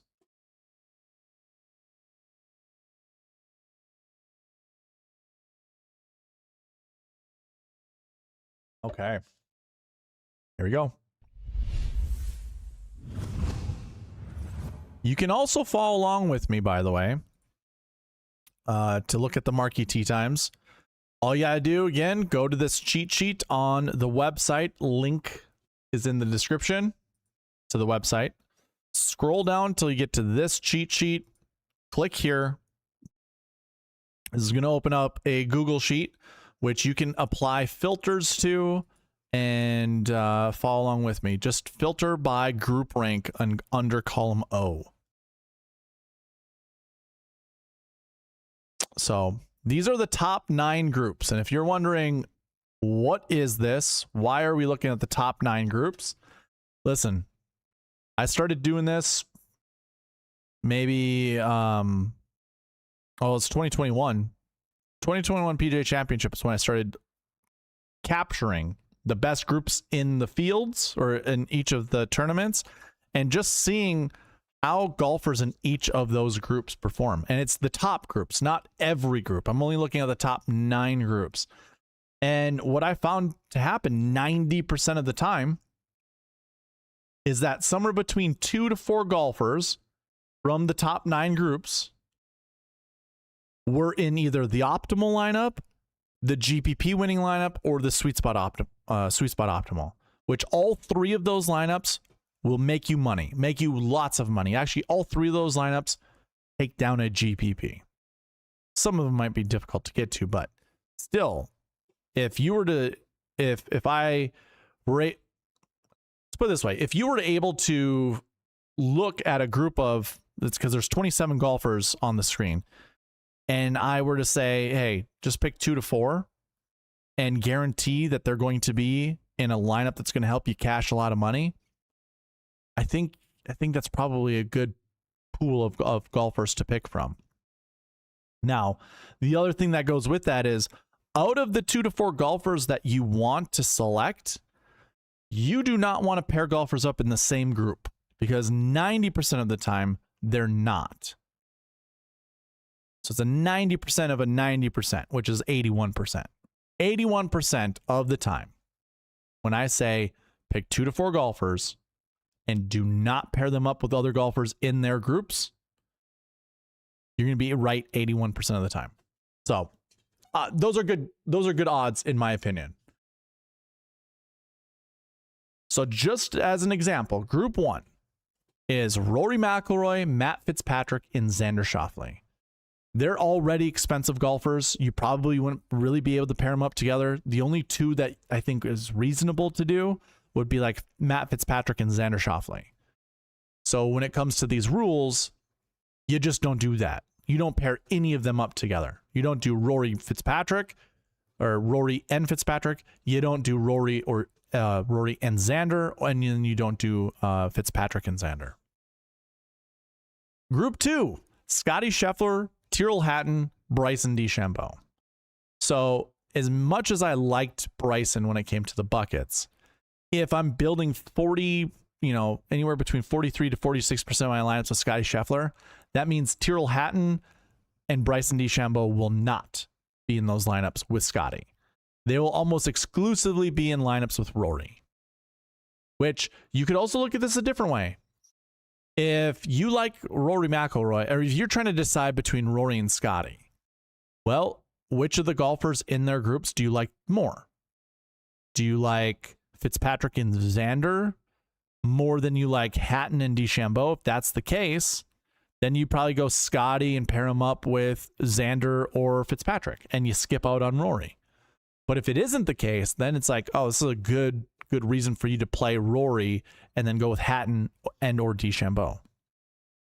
Group 3 is Oberg, Cam Young, and Chris Gotterup. So there's our one of our favorite golfers, Chris Gotterup, in a lineup with Cam Young and Oberg.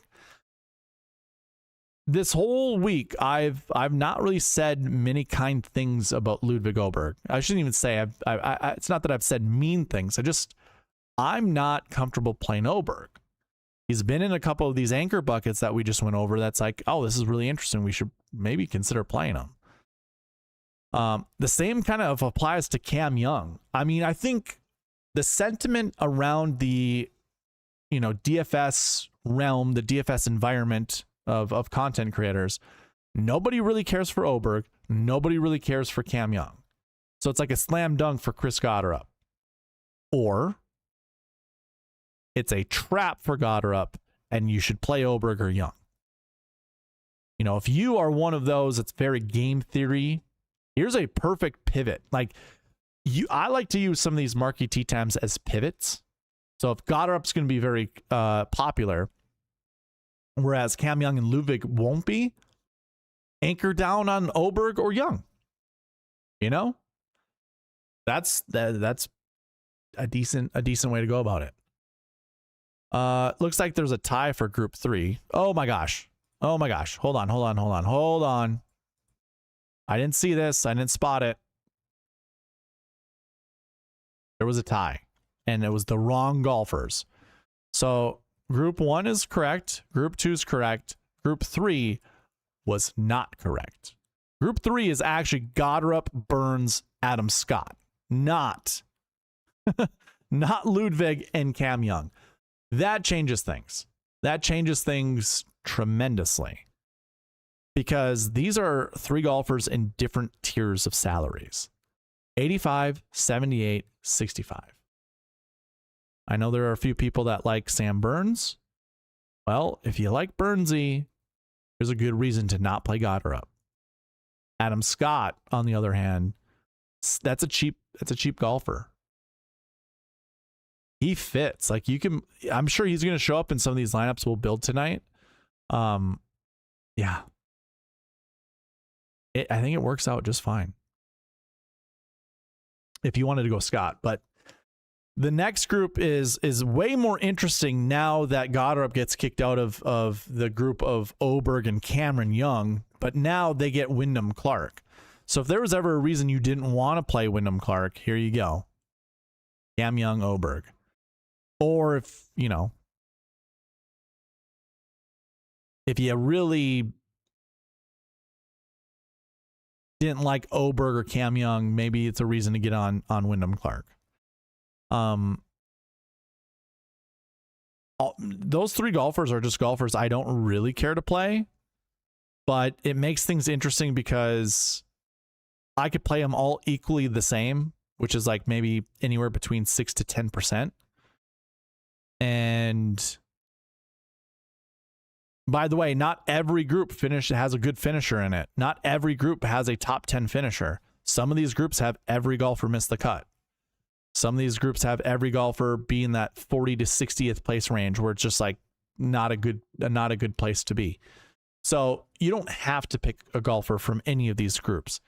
And that group by itself is not a group that I care to pick. Like I'd much rather pick a group, like a player from Gotterup, Burns, and Adam Scott over Oberg, Cam Young, Wyndham Clark. But that is also me just not really liking these golfers this week. And maybe it's actually a smart idea to fade the Gotterup, Burns, Scott group and play the Oberg, Cam Young, Wyndham Clark group. I don't know. How do you guys feel? Johnny B, you got it. Yeah, you got it.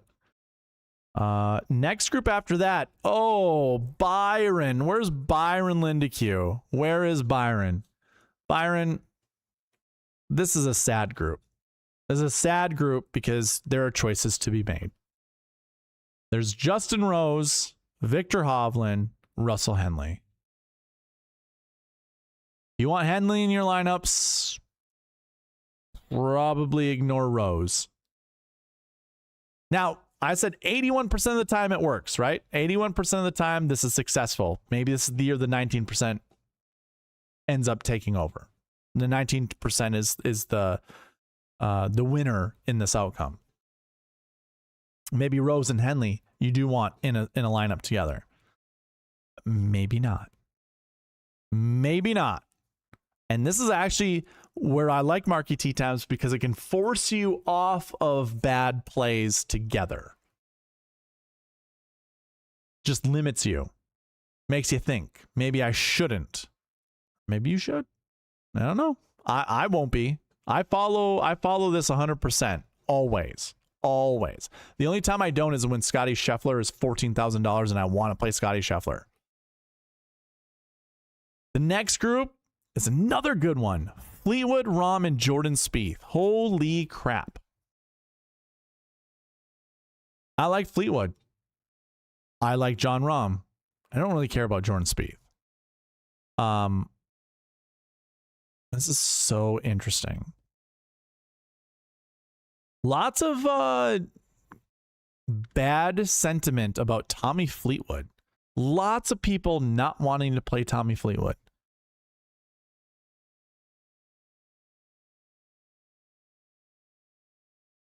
Here's one thing I will say. Fleetwood and well, I guess Jordan actually hits more fades off the tee than any other shot shape, which is interesting. He used to draw the ball a lot off the tee. Fleetwood still draws the ball. Rahm is a big fader of the golf ball.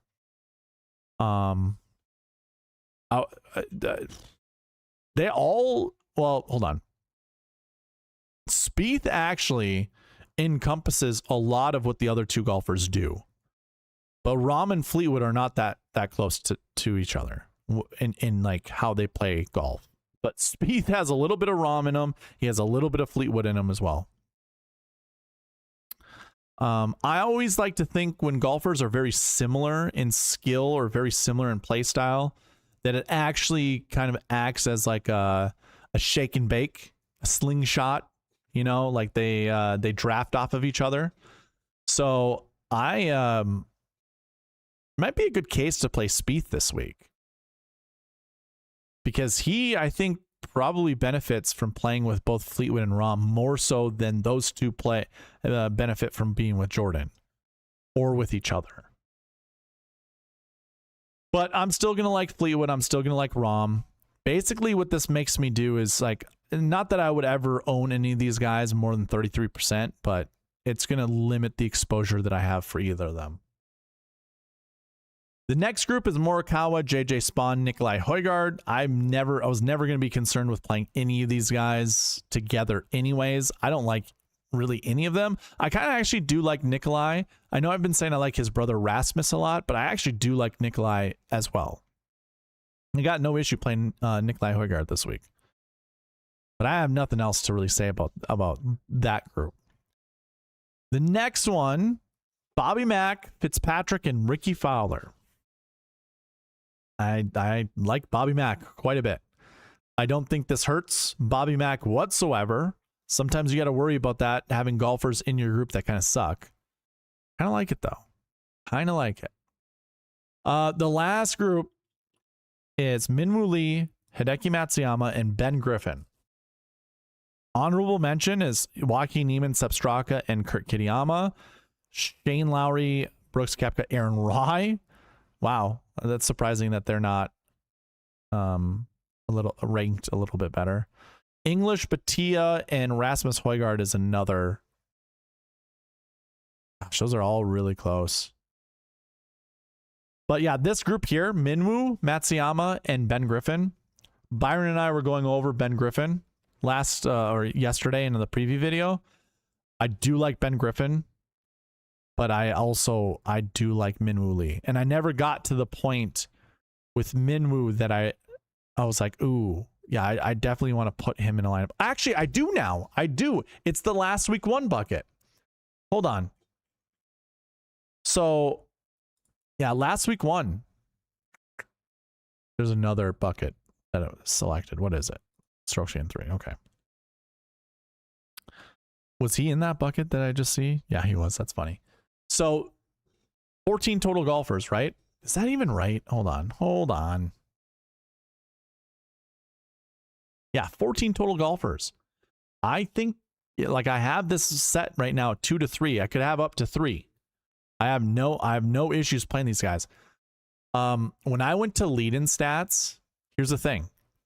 This one also has the last week 1 bucket filtered out. If you look every single week, 6,900, 6,700, that's 2025, 2024, 6,900, 6,700, 2023, 73. Don't really have a 6K golfer here. It's just 73, 71, 7, 68. It's whatever. Not great there. And then $6,700 Dean Burmester. I have a feeling it was something else. Was it this? I wonder if it was the recent form course history thing. Where it was like an orange recent form, a pink course history. Maybe not. Oh, I can't remember now. Like it's like this Wyndham Clark thing. Because he's kind of right there. Minwoo's got the pink course history with the recent form. I think that's actually what it was. To be honest, I know that's weird, but that's a bucket combination. I used to do bucket combinations, which I will be doing in the future. I just haven't gotten around to it. But yeah, Minwoo even having a second place, like sign me up. Sign me up. I think he's in a great spot. I think Siwoo, Minwoo, and Tom Kim, even Patrick Reed, these 4 golfers, I think you want to play one of them. I think you want to play one of them.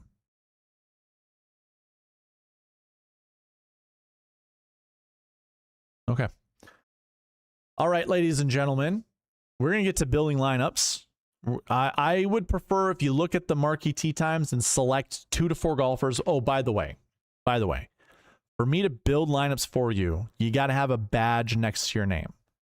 So some of the people that have badges, like Bryson in the chat,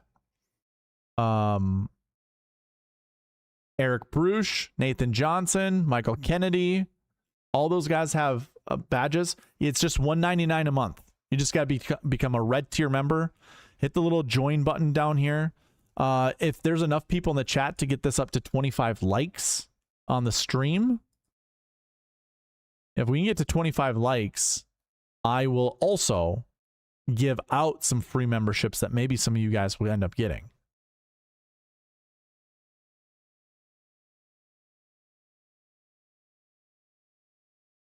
So we can get more. I can gift some memberships if we can get some likes on this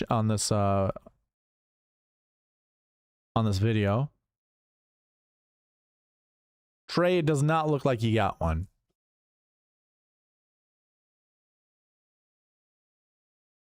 Okay, let's play some music.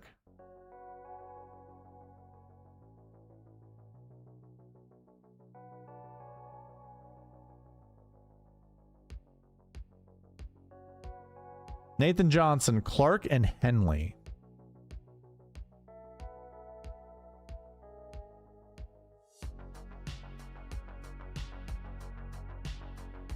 Let me just change everyone to 100%, all the way down to here.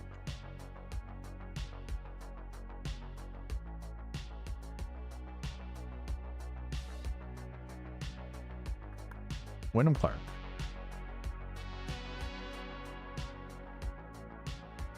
Oh, can't. What?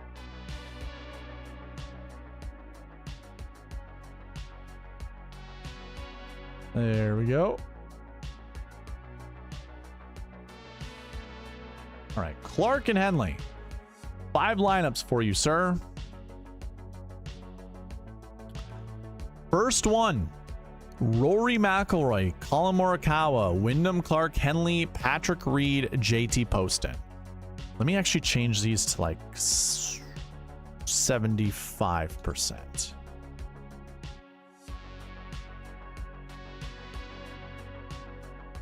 Did you do the roll call? I did, and there's like one other person that I needed to add. I think it was Rusty Olson.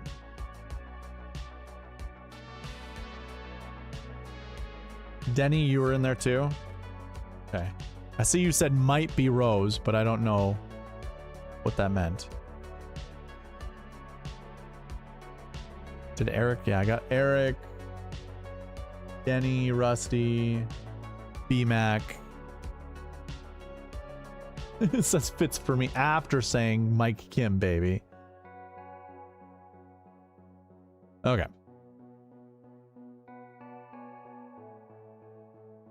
Oh boy. Oh boy. Do I need a hundos? I might need 100% for these. You're gonna have the same dudes. We broked it right away.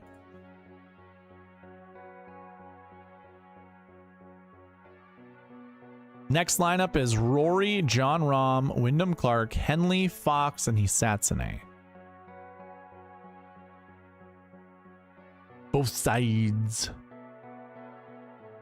McIlroy, Morikawa, Wyndham Clark, Henley, Reed, and Rasmus Niergaard Peterson.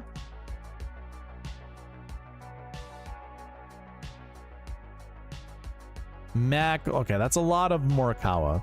He might be a glue piece, man. You might need to have Morikawa.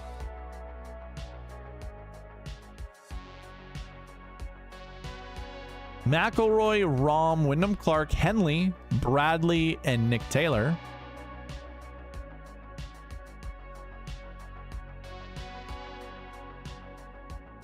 McIlroy, Rahm, Clark, Henley, Batia, and Laurie Cantor. I actually like that lineup too. All right, man, there's 5 lineups for you. We're using the strict bucket conditionals that I have. I'm gonna try to get some good lineups built here. Okay.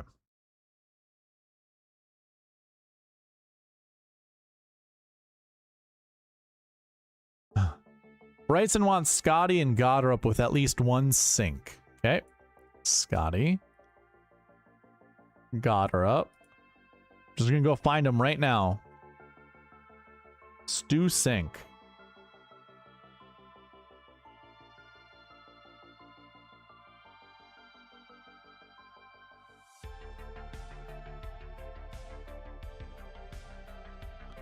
You get Scheffler, Rose, Goddard, Patrick Reed, Kurt Kitayama, and Stuart Singh. That's a pretty fantastic lineup. That's a really good lineup. If you needed a sync lineup like that's awesome. I like that lineup a lot. Nathan, you are welcome, sir. Scheffler, Goddard, McIntyre, Patrick Reed, Matsuyama, Keith, Mitchell. That's a sexy lineup. You know what? Let's go ahead and do it. I haven't done one of these in a long time, but you get one of these, sir.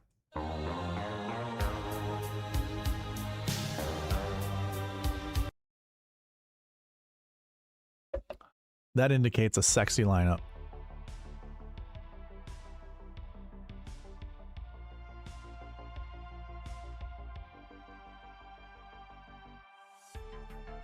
Scheffler, Morikawa, Goddard, Reed, Fowler, and Pearson Cootie. That's an interesting lineup. Very interesting with Morikawa in there. Another Morikawa. It's a lineup I don't really care for, so I'm going to kick out Morikawa. I hope he's not a glue piece because that would suck.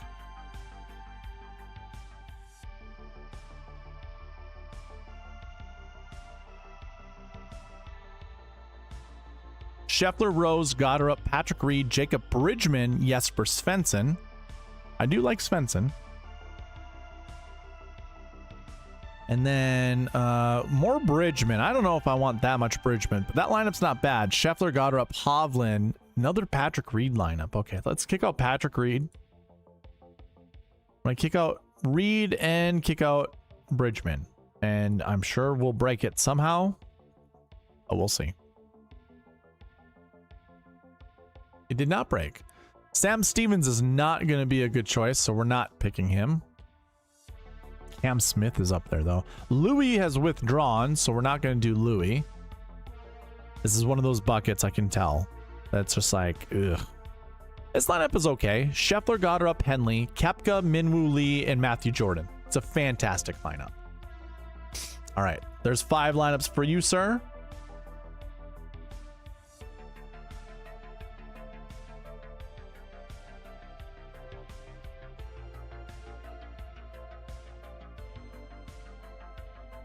All right. Eric Bruce. Scotty and Rom. Ooh-wee. See what we get. See what we get. First lineup. Scheffler, Rom, Reed, Matsuyama, Siwoo Kim, Thomas Dietrich. Not terrible. Probably going to have to kick out Patrick Reed. This lineup's not bad either. Scheffler, Rom, Henley, Patrick Reed, Batia, Molinari. I'm going to kick out Patrick Reed. Or actually, Patrick Reed, let's change the ownership down to 50% for these guys.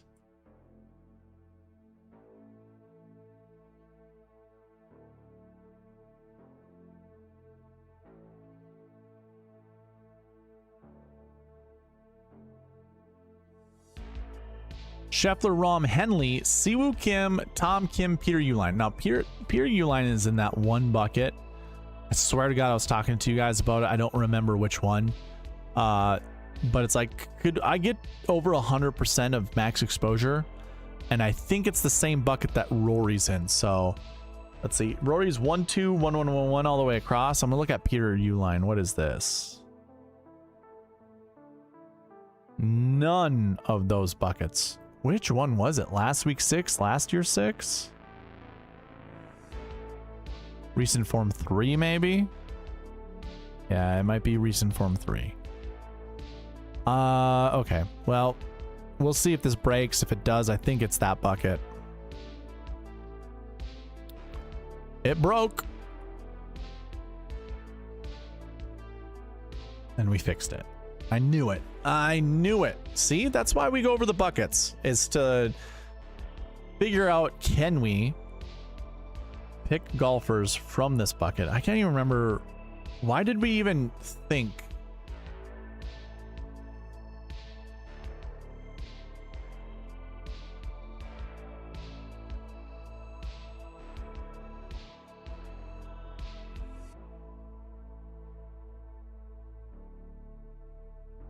It was this bucket. I remember this bucket. Oh yeah, big time. Because remember I was like, Europeans. We went over like, I was like Soren Kjeldsen and other Euro golfers that were in this bucket. Anyways, I can't remember off the top of my head, but that's why Patrick Reed is being selected a lot. I'm surprised Cantlay's not, or Rye isn't. Like, that's interesting. Okay. Yeah, why wouldn't Aaron Rye not be selected? Or those other golfers? I don't know. But this one, you get Scheffler, Rom, McIntyre, Tom Kim, Max Homa, and Jackson Suber. Now, that is a lineup for the Sweet Spot Society. That is so good. Scheffler, Rom, Henley, Siwoo Kim, Tom Kim, and Jose Ballester. I don't know why they switched his name to Josely or Josely. I don't understand. It just makes no sense to me. I don't mind it. Don't hate it. We're gonna get more Tom Kim? We are. Okay, so let's kick out Tom Kim. I do like Tom Kim, but we're gonna kick him out. It might break on us. We'll see. It does not, but Alistair Doherty ends up being in this lineup. I don't think that's who we want to go to. Max Homa's also being selected a lot, so what do we got going on?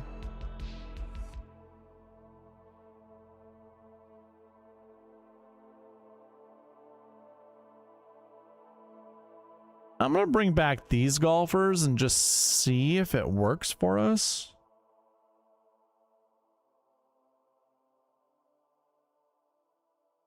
I don't know which bucket's causing it.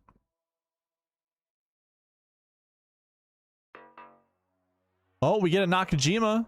Somebody asked about Nakajima. Scheffler, Rom, Goddard, Cam Smith, Danny Berger, Nakajima. Okay, not terrible. Not terrible.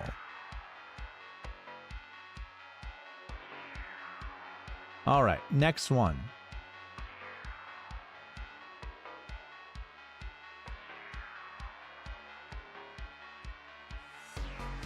Where am I? Sorry, I got lost. Got lost in the sauce. Oh no, must be a sign. I mean, I did kick some people out, so if you were like cool with being with Patrick Reed a ton of times, we could have built all, you know, Patrick Reed with Rahm and Scheffler.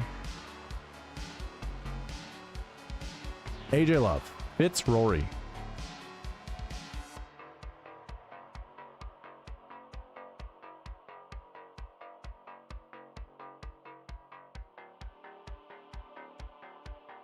Denny, you are right after this with the Scotty Rose Mac lineup.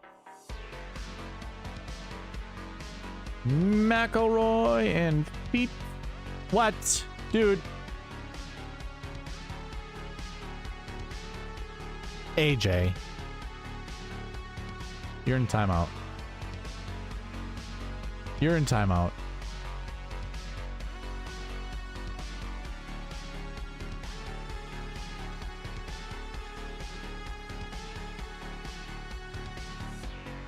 I can build that lineup, but that doesn't follow the sweet spot process.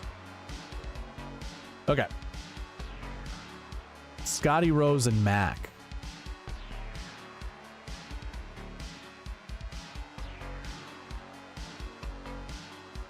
This is gonna be crazy. I already know it. It's probably not gonna work. Oh, sorry about that, AJ. I'll come back. First lineup for you, Denny, is Scheffler, Rose, McIntyre, Matsuyama, Kim, Michael Brennan. I don't hate it.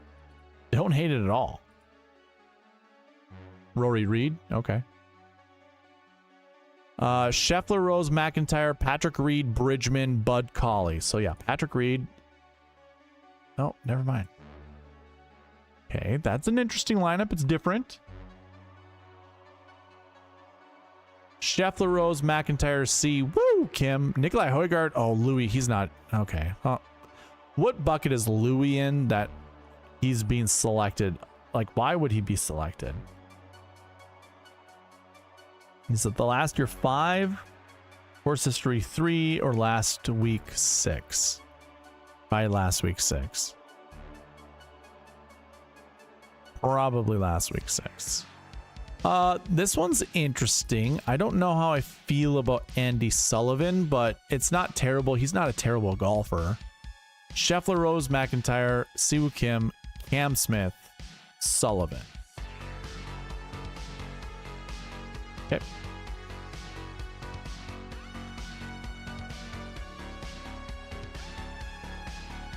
Scheffler, Rose, McIntyre, Pat Reed, Homa, and Jordan Smith. I like that lineup quite a bit. Still a lot of Pat Reed.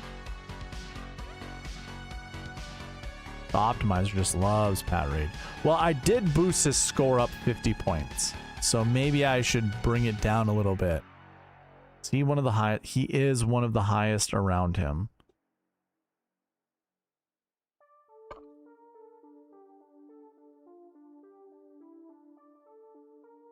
Hold on. Let me see. How much did I actually add to his score? Pat Reed is where? Right here. 39. It's right at the bottom. I added 100. Wow. Okay. Well, I'm going to drop him by 50.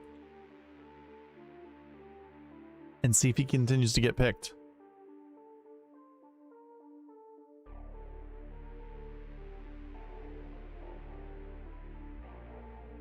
Okay. Scheffler, Rose, McIntyre, him, Batia, and Daniel Hillier. That's fine. That's okay. I don't mind that lineup.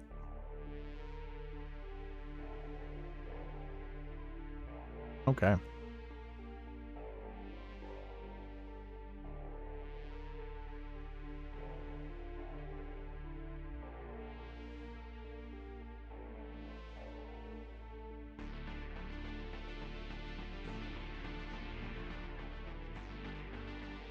Late night fishing.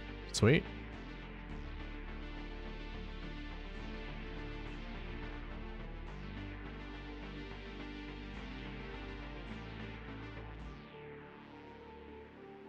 All right, we'll do some Rory Reed.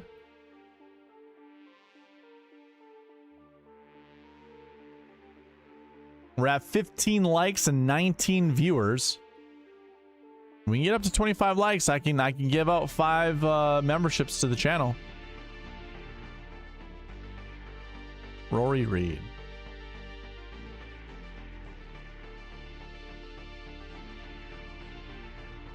Here, just because I'm feeling nice, I'm gonna go ahead and give you one Rose lineup actually. Go ahead and make sure it will let you have 2. Remember, wedges will be the key this week due to the 5% extra rollout on the concrete putting sheet surfaces. All right, so your Rory Fitzpatrick lineup has Morikawa, Kitayama, Bridgman, and Thigala. Yeah, that's very interesting. Very interesting. Huh.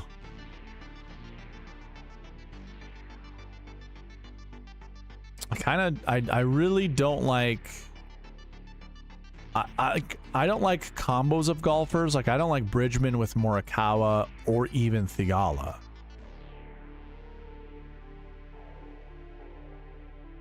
It is unique enough though that it makes things interesting. Running it again actually produces a way better lineup. McIlroy, Fitzpatrick, Burns, Henley, Cantley, Echeverria. Okay, there you go. That is your McIlroy, Fitzpatrick. I'll give you McIlroy Reed now.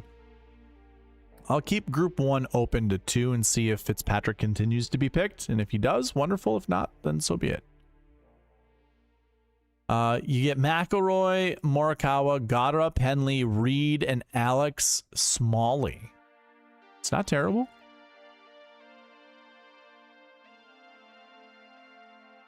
Okay, I don't want that much Morikawa. It might be a good thing. It might be a, you know, one of those we should consider it, but I'm not gonna do it right now. McIlroy, Rose, DeChambeau, Fitzpatrick, Reed, Eric Cole. I like this lineup a lot, AJ. Minus Eric Cole. But that's not to say Eric Cole's not a bad play. Or not a good play. Like you maybe you should play him. I'm just personally I don't really care. I'll bring back Fitzpatrick just to see.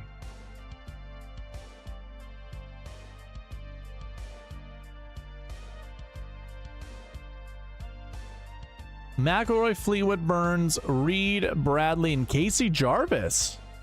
Okay. That's a solid lineup.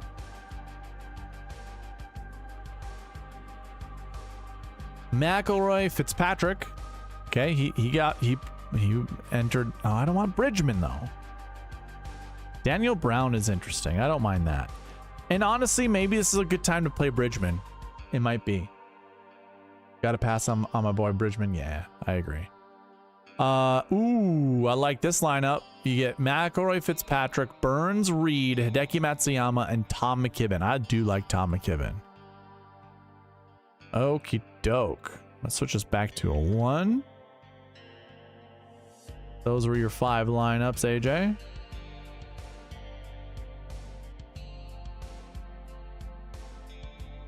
Cuckoo Kachoo.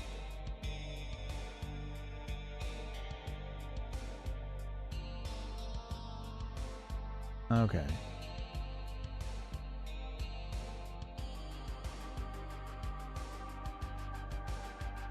Retail Ripper, I'm gonna go ahead and build you some lineups. Listen, he doesn't have a badge next to his name, but he is a lifetime member on SweetSpotDFS.com, so I got no issue building him lineups. Wheels Up says, damn, I'm sorry, Eric. I think we gained about 22 or 25 subscribers, but I truly tried to get you to 1,000. It's all right, dude. It's all right. All good.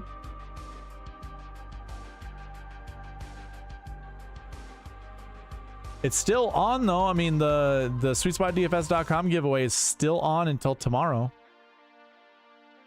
We can still get up to 1,000.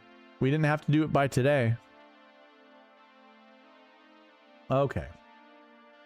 Where are we with how much time? Sure, let's do roll call number 2.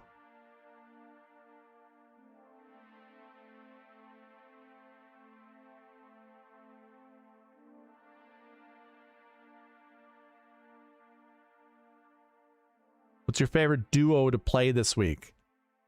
This is for roll call number 2. Again, this is to gain entries into the weekly and monthly giveaway. Give me your favorite duo. And just to note, if you see the text way before you hear me talk about this, make sure you hit the little live button down here and catch up.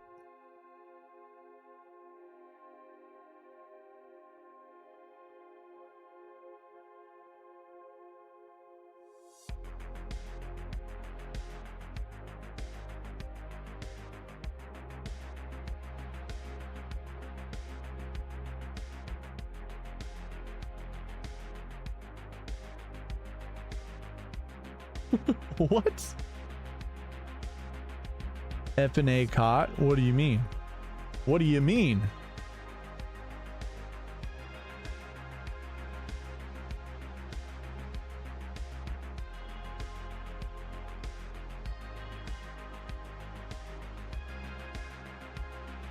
Well, as you guys are putting those in, I'll start building some lineups.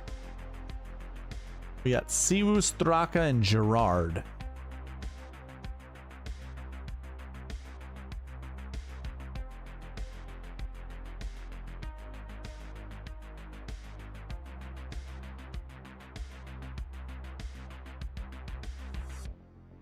I thought Straka was 7,200. Is he 6,200?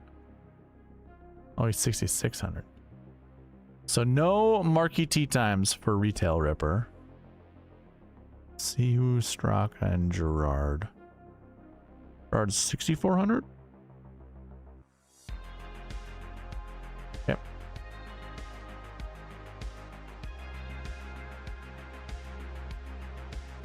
Tom Kim Hovland. Yeah, that group that you gave me, Retail Ripper, does not work. Eric Byron, Bryson, you little brown noser.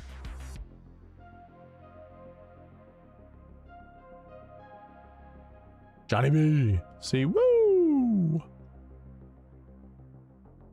Johnny B. Bryson, what a kiss ass. You kiss ass.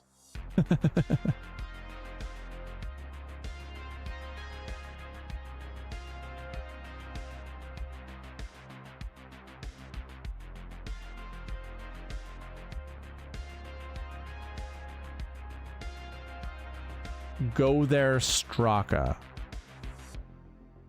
Does that mean take out Straka? I don't know what that means. I've been rewatching Lost all week. So good. That's one of those shows I had never really watched.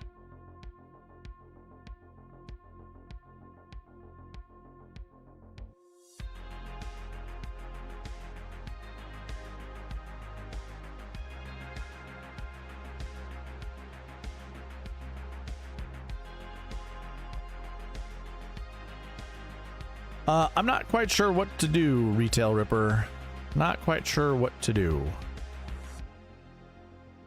Siwu, Straka, Gerard.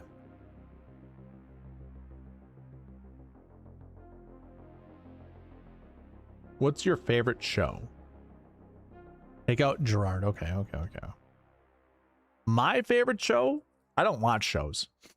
I would actually say my favorite show that I watched most recently would be Game of Thrones. Not any of the new ones, the old one. But I don't I haven't really watched many shows. I probably would watch some of the Marvel series ones, but maybe not. Once they got all political, I didn't really care to watch it anymore.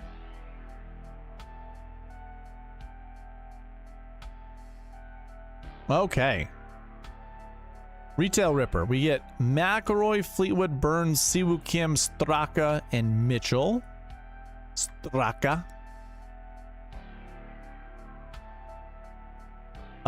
Next lineup is McIlroy, Fleetwood, Burns, Siwoo, Straka, and Poston. A lot of Burnsy. Maybe you like Burns, maybe you don't. I'm gonna kick him out.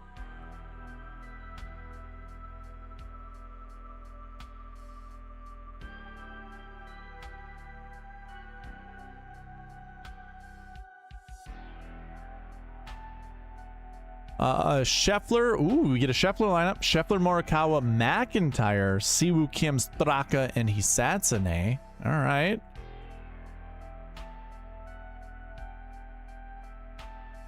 Scheffler, Cam Young, McIntyre, Siwoo Kim, Straka, and Berger. Ooh. Scheffler, Cam Young, McIntyre, Siwoo, Straka. Okay, so maybe we get out Cam Young. Try it again. Scheffler, Fleetwood, Siwoo, McNeely, Straka, and Matthew Jordan. I like that. That's a good one. Very interesting. Rory and Scotty. Knapp, Michael Kim, T20. B-Mac, you're all over the place, man. All over the place.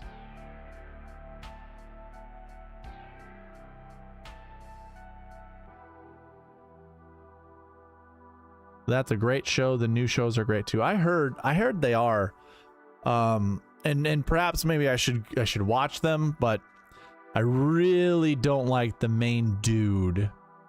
That, like, the Doctor Who that's playing in House of Dragon. I just never cared for that character or that guy's look.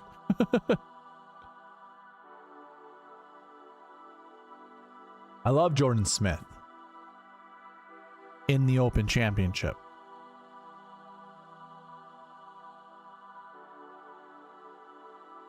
Your top 3 wedge players for these firm greens? Okay. Who am I? What am I doing? What lineup? Clark and Henley. Okay. Windy, C, and Henley. Take out Kim. Take out Straka. Let's see what we get. Oh. McIlroy, Rahm, Clark, Henley, Bridgman, Bud Cauley. Okay. Very interesting. McIlroy, Rahm, Clark, Henley, Bridgman, and Daniel Hillier. Okay. Question. How much do you like Bridgman? How much do you like Jan Rahm? We gotta figure that one out. Steven Straka. Okay. Yeah. How many people liked season 8 of Game of Thrones, the last season? And how many people did not? How dare you, LOL. Matt Smith is sexy and bow ties are cool. Yeah, that's like your opinion, man.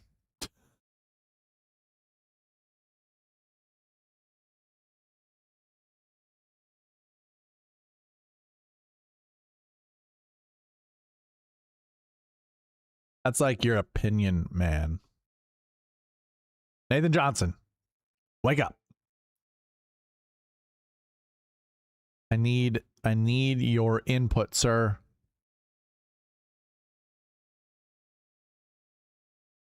We're 9 likes away from me giving out some memberships. Best show ever was Breaking Bad. I liked Breaking Bad.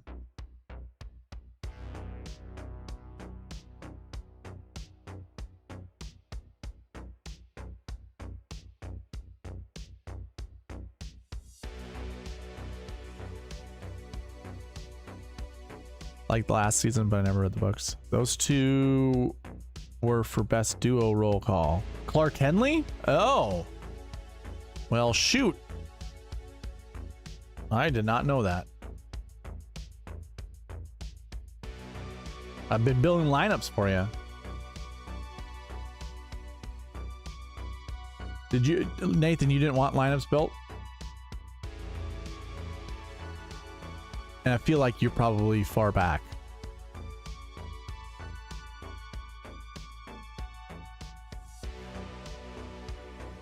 I liked Prison Break. Prison Break was good. We already ran them to start lineup. Oh, yeah. Well, you know, streamer brain is a thing. I don't have a good short-term memory when it comes to what happened like 5 minutes ago. I forgot I even built you lineups.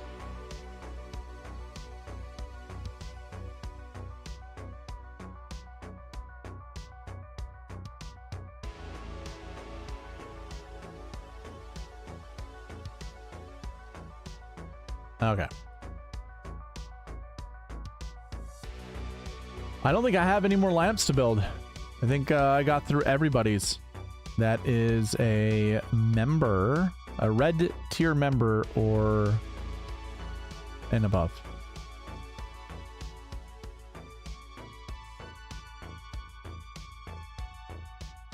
What was my favorite?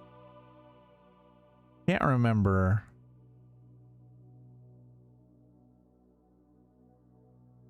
I mean, I really want to build Rory Fleetwood lineups. I feel good about that.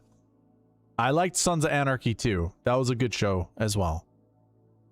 Yeah, Bridgman's just not going to get it done for me. And Collin Morikawa is showing up like crazy. This is one of those moments where I feel like the optimizer knows something I don't. My bias makes me not want to play Bridgman or Morikawa. But I like a lineup like this. McIlroy, Fleetwood, Burns, Matsuyama, Kitayama, and Theegala. I'm going to build my 5. McIlroy, Fleetwood, McIntyre, Neiman, Batia, Sam... I don't want Sam Stevens.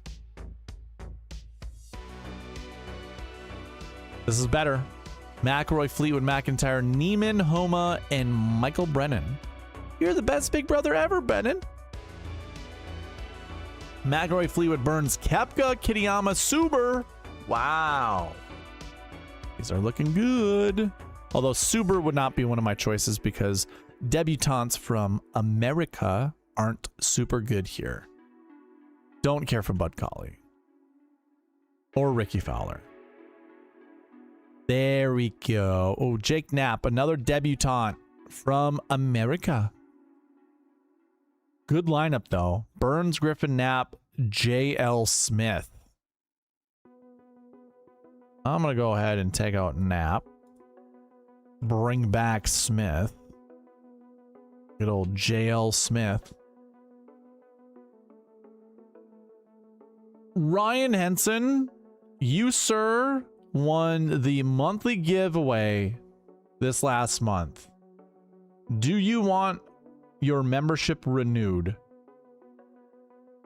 We can save it for another time, but you get 1 month free to SweetSpotDFS.com. You do not get a shirt, though. You were supposed to reach out to me. All giveaway winners are supposed to reach out to me, which means you didn't watch that show. It's very sad. It's very sad.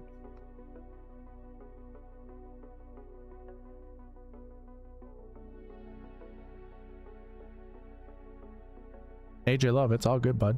All good. One show was good where it was a game show style. I forgot the name. They licked the fortune. I don't know.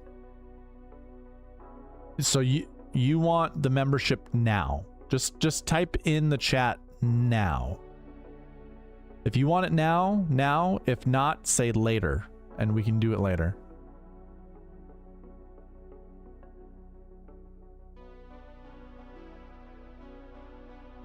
Huh? Feel like you don't need to go that far down. I would set a salary restriction and go higher. Who are you talking to? All right, Ryan, when I get off stream, I will renew your membership and you'll have it.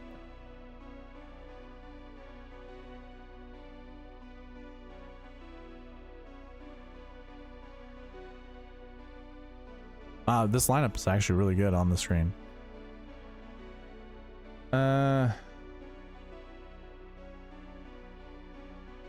Daniel Hillier. Maybe. It's pretty sweet though. McIlroy, Fleetwood, Goddard. Ooh, sign me up. McIlroy, Fleetwood, McIntyre, Neiman, Batia, Svensson. Love that.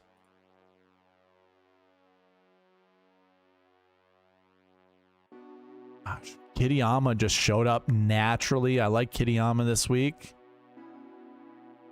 Bobby Mack showed up naturally. Burnsy showed up naturally. Love it. Love it.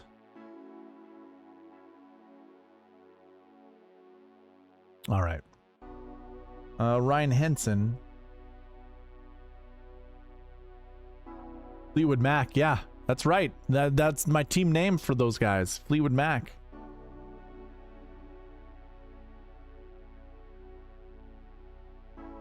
So Matt Fitz, Fleetwood and Morikawa. I like it. Morikawa. Do I like Noren? Not really, no. Byron likes Noren. I don't like Noren. I used to like Noren. I used to be a huge fan of Alex Noren. I thought he was going to be a cool Swede like Henrik Stenson, and he's just a weird Swede. He's a weird dude with big old gorilla knuckles that are just calloused beyond belief. He kind of talks like this. I don't understand why he does, but maybe just, who knows? I don't know. I don't like Noren anymore.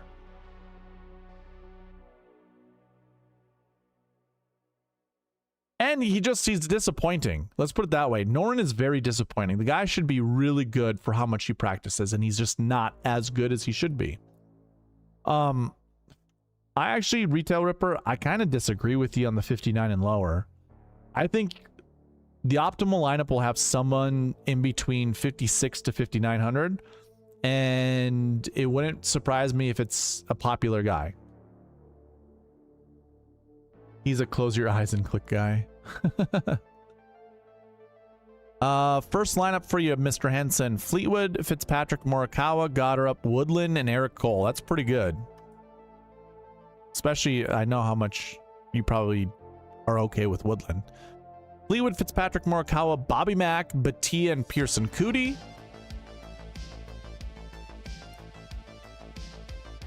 Fleetwood, Fitzpatrick, Morikawa, McIntyre, Bridgman, and Alex Smalley. Let's not. Let's not. Fleetwood, Fitzpatrick, Morikawa, Goddard, Bridgman, and Perry. John Perry, sure.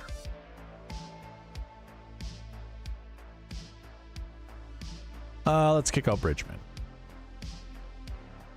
That's crazy, man. That's so crazy. The optimizer just loves Bridgman. Morikawa and Bridgman. And Sam Stevens. I don't care for Sam Stevens. I'll save this one just to have it. That's Fleetwood, Fitzpatrick, Morikawa, McIntyre, McNeely. It's a lot of mix for Fleetwood Mac. Oh, actually, it's a Mick in Fleetwood Mac. Oh my God, that is the Fleetwood Mac band right there with Mick. Who else do we need? Oh, that was with Stevie too, wasn't it? Oh my God, we have Stevie and Mick in our Fleetwood Mac lineup. Oh my God. I don't know if there's a Matt or a Patrick in that band as well. Maybe we need more of I don't even know. Try to figure it out.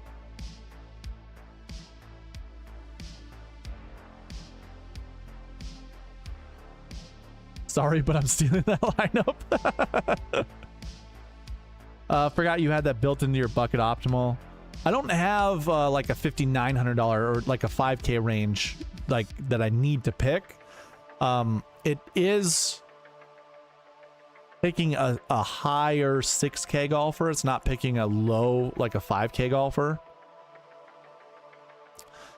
Fleetwood, Fitzpatrick, Morikawa, McIntyre, Batia, Nick Taylor. Hey, Ryan Henson does not mind a Nick Taylor from my memory. Bobby Mack, though. Do you like Bobby Mack that much? Because I do. I do. I'll get you one more just to see what it looks like. Echeverria. You get a Cam Young in there. This is going to be different. Fleetwood, Fitzpatrick, Young, Morikawa, Woodland, and Echeverria.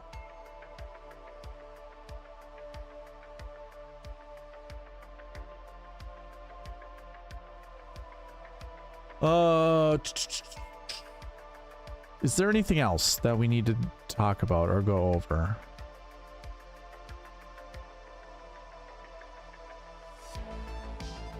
I think that's it for me, guys. I was on for 4 hours yesterday, and my throat absolutely killed this morning. Yeah, this morning. So I think we're just gonna get off. If you need me, contact me right there. SweetSpotDFS@gmail.com. That's a duplicate. You already have that lineup. Nice.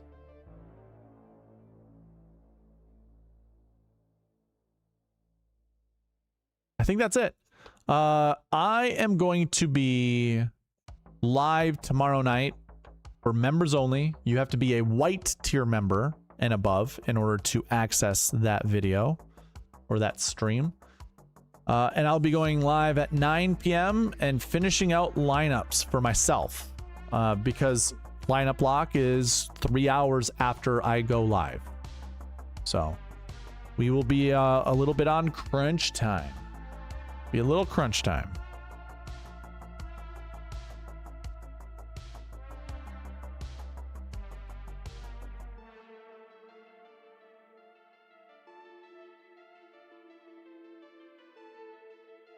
Okay. All right, guys. Find your favorite wedge players. Alrighty. That's going to be it for me. Hopefully you guys found some good lineups there. But I will bid you all adieu. Have a good night. Thank you all, everyone. Please leave a like, comment, subscribe, all that good stuff on your way out. And I'll see you in the next one. Bye.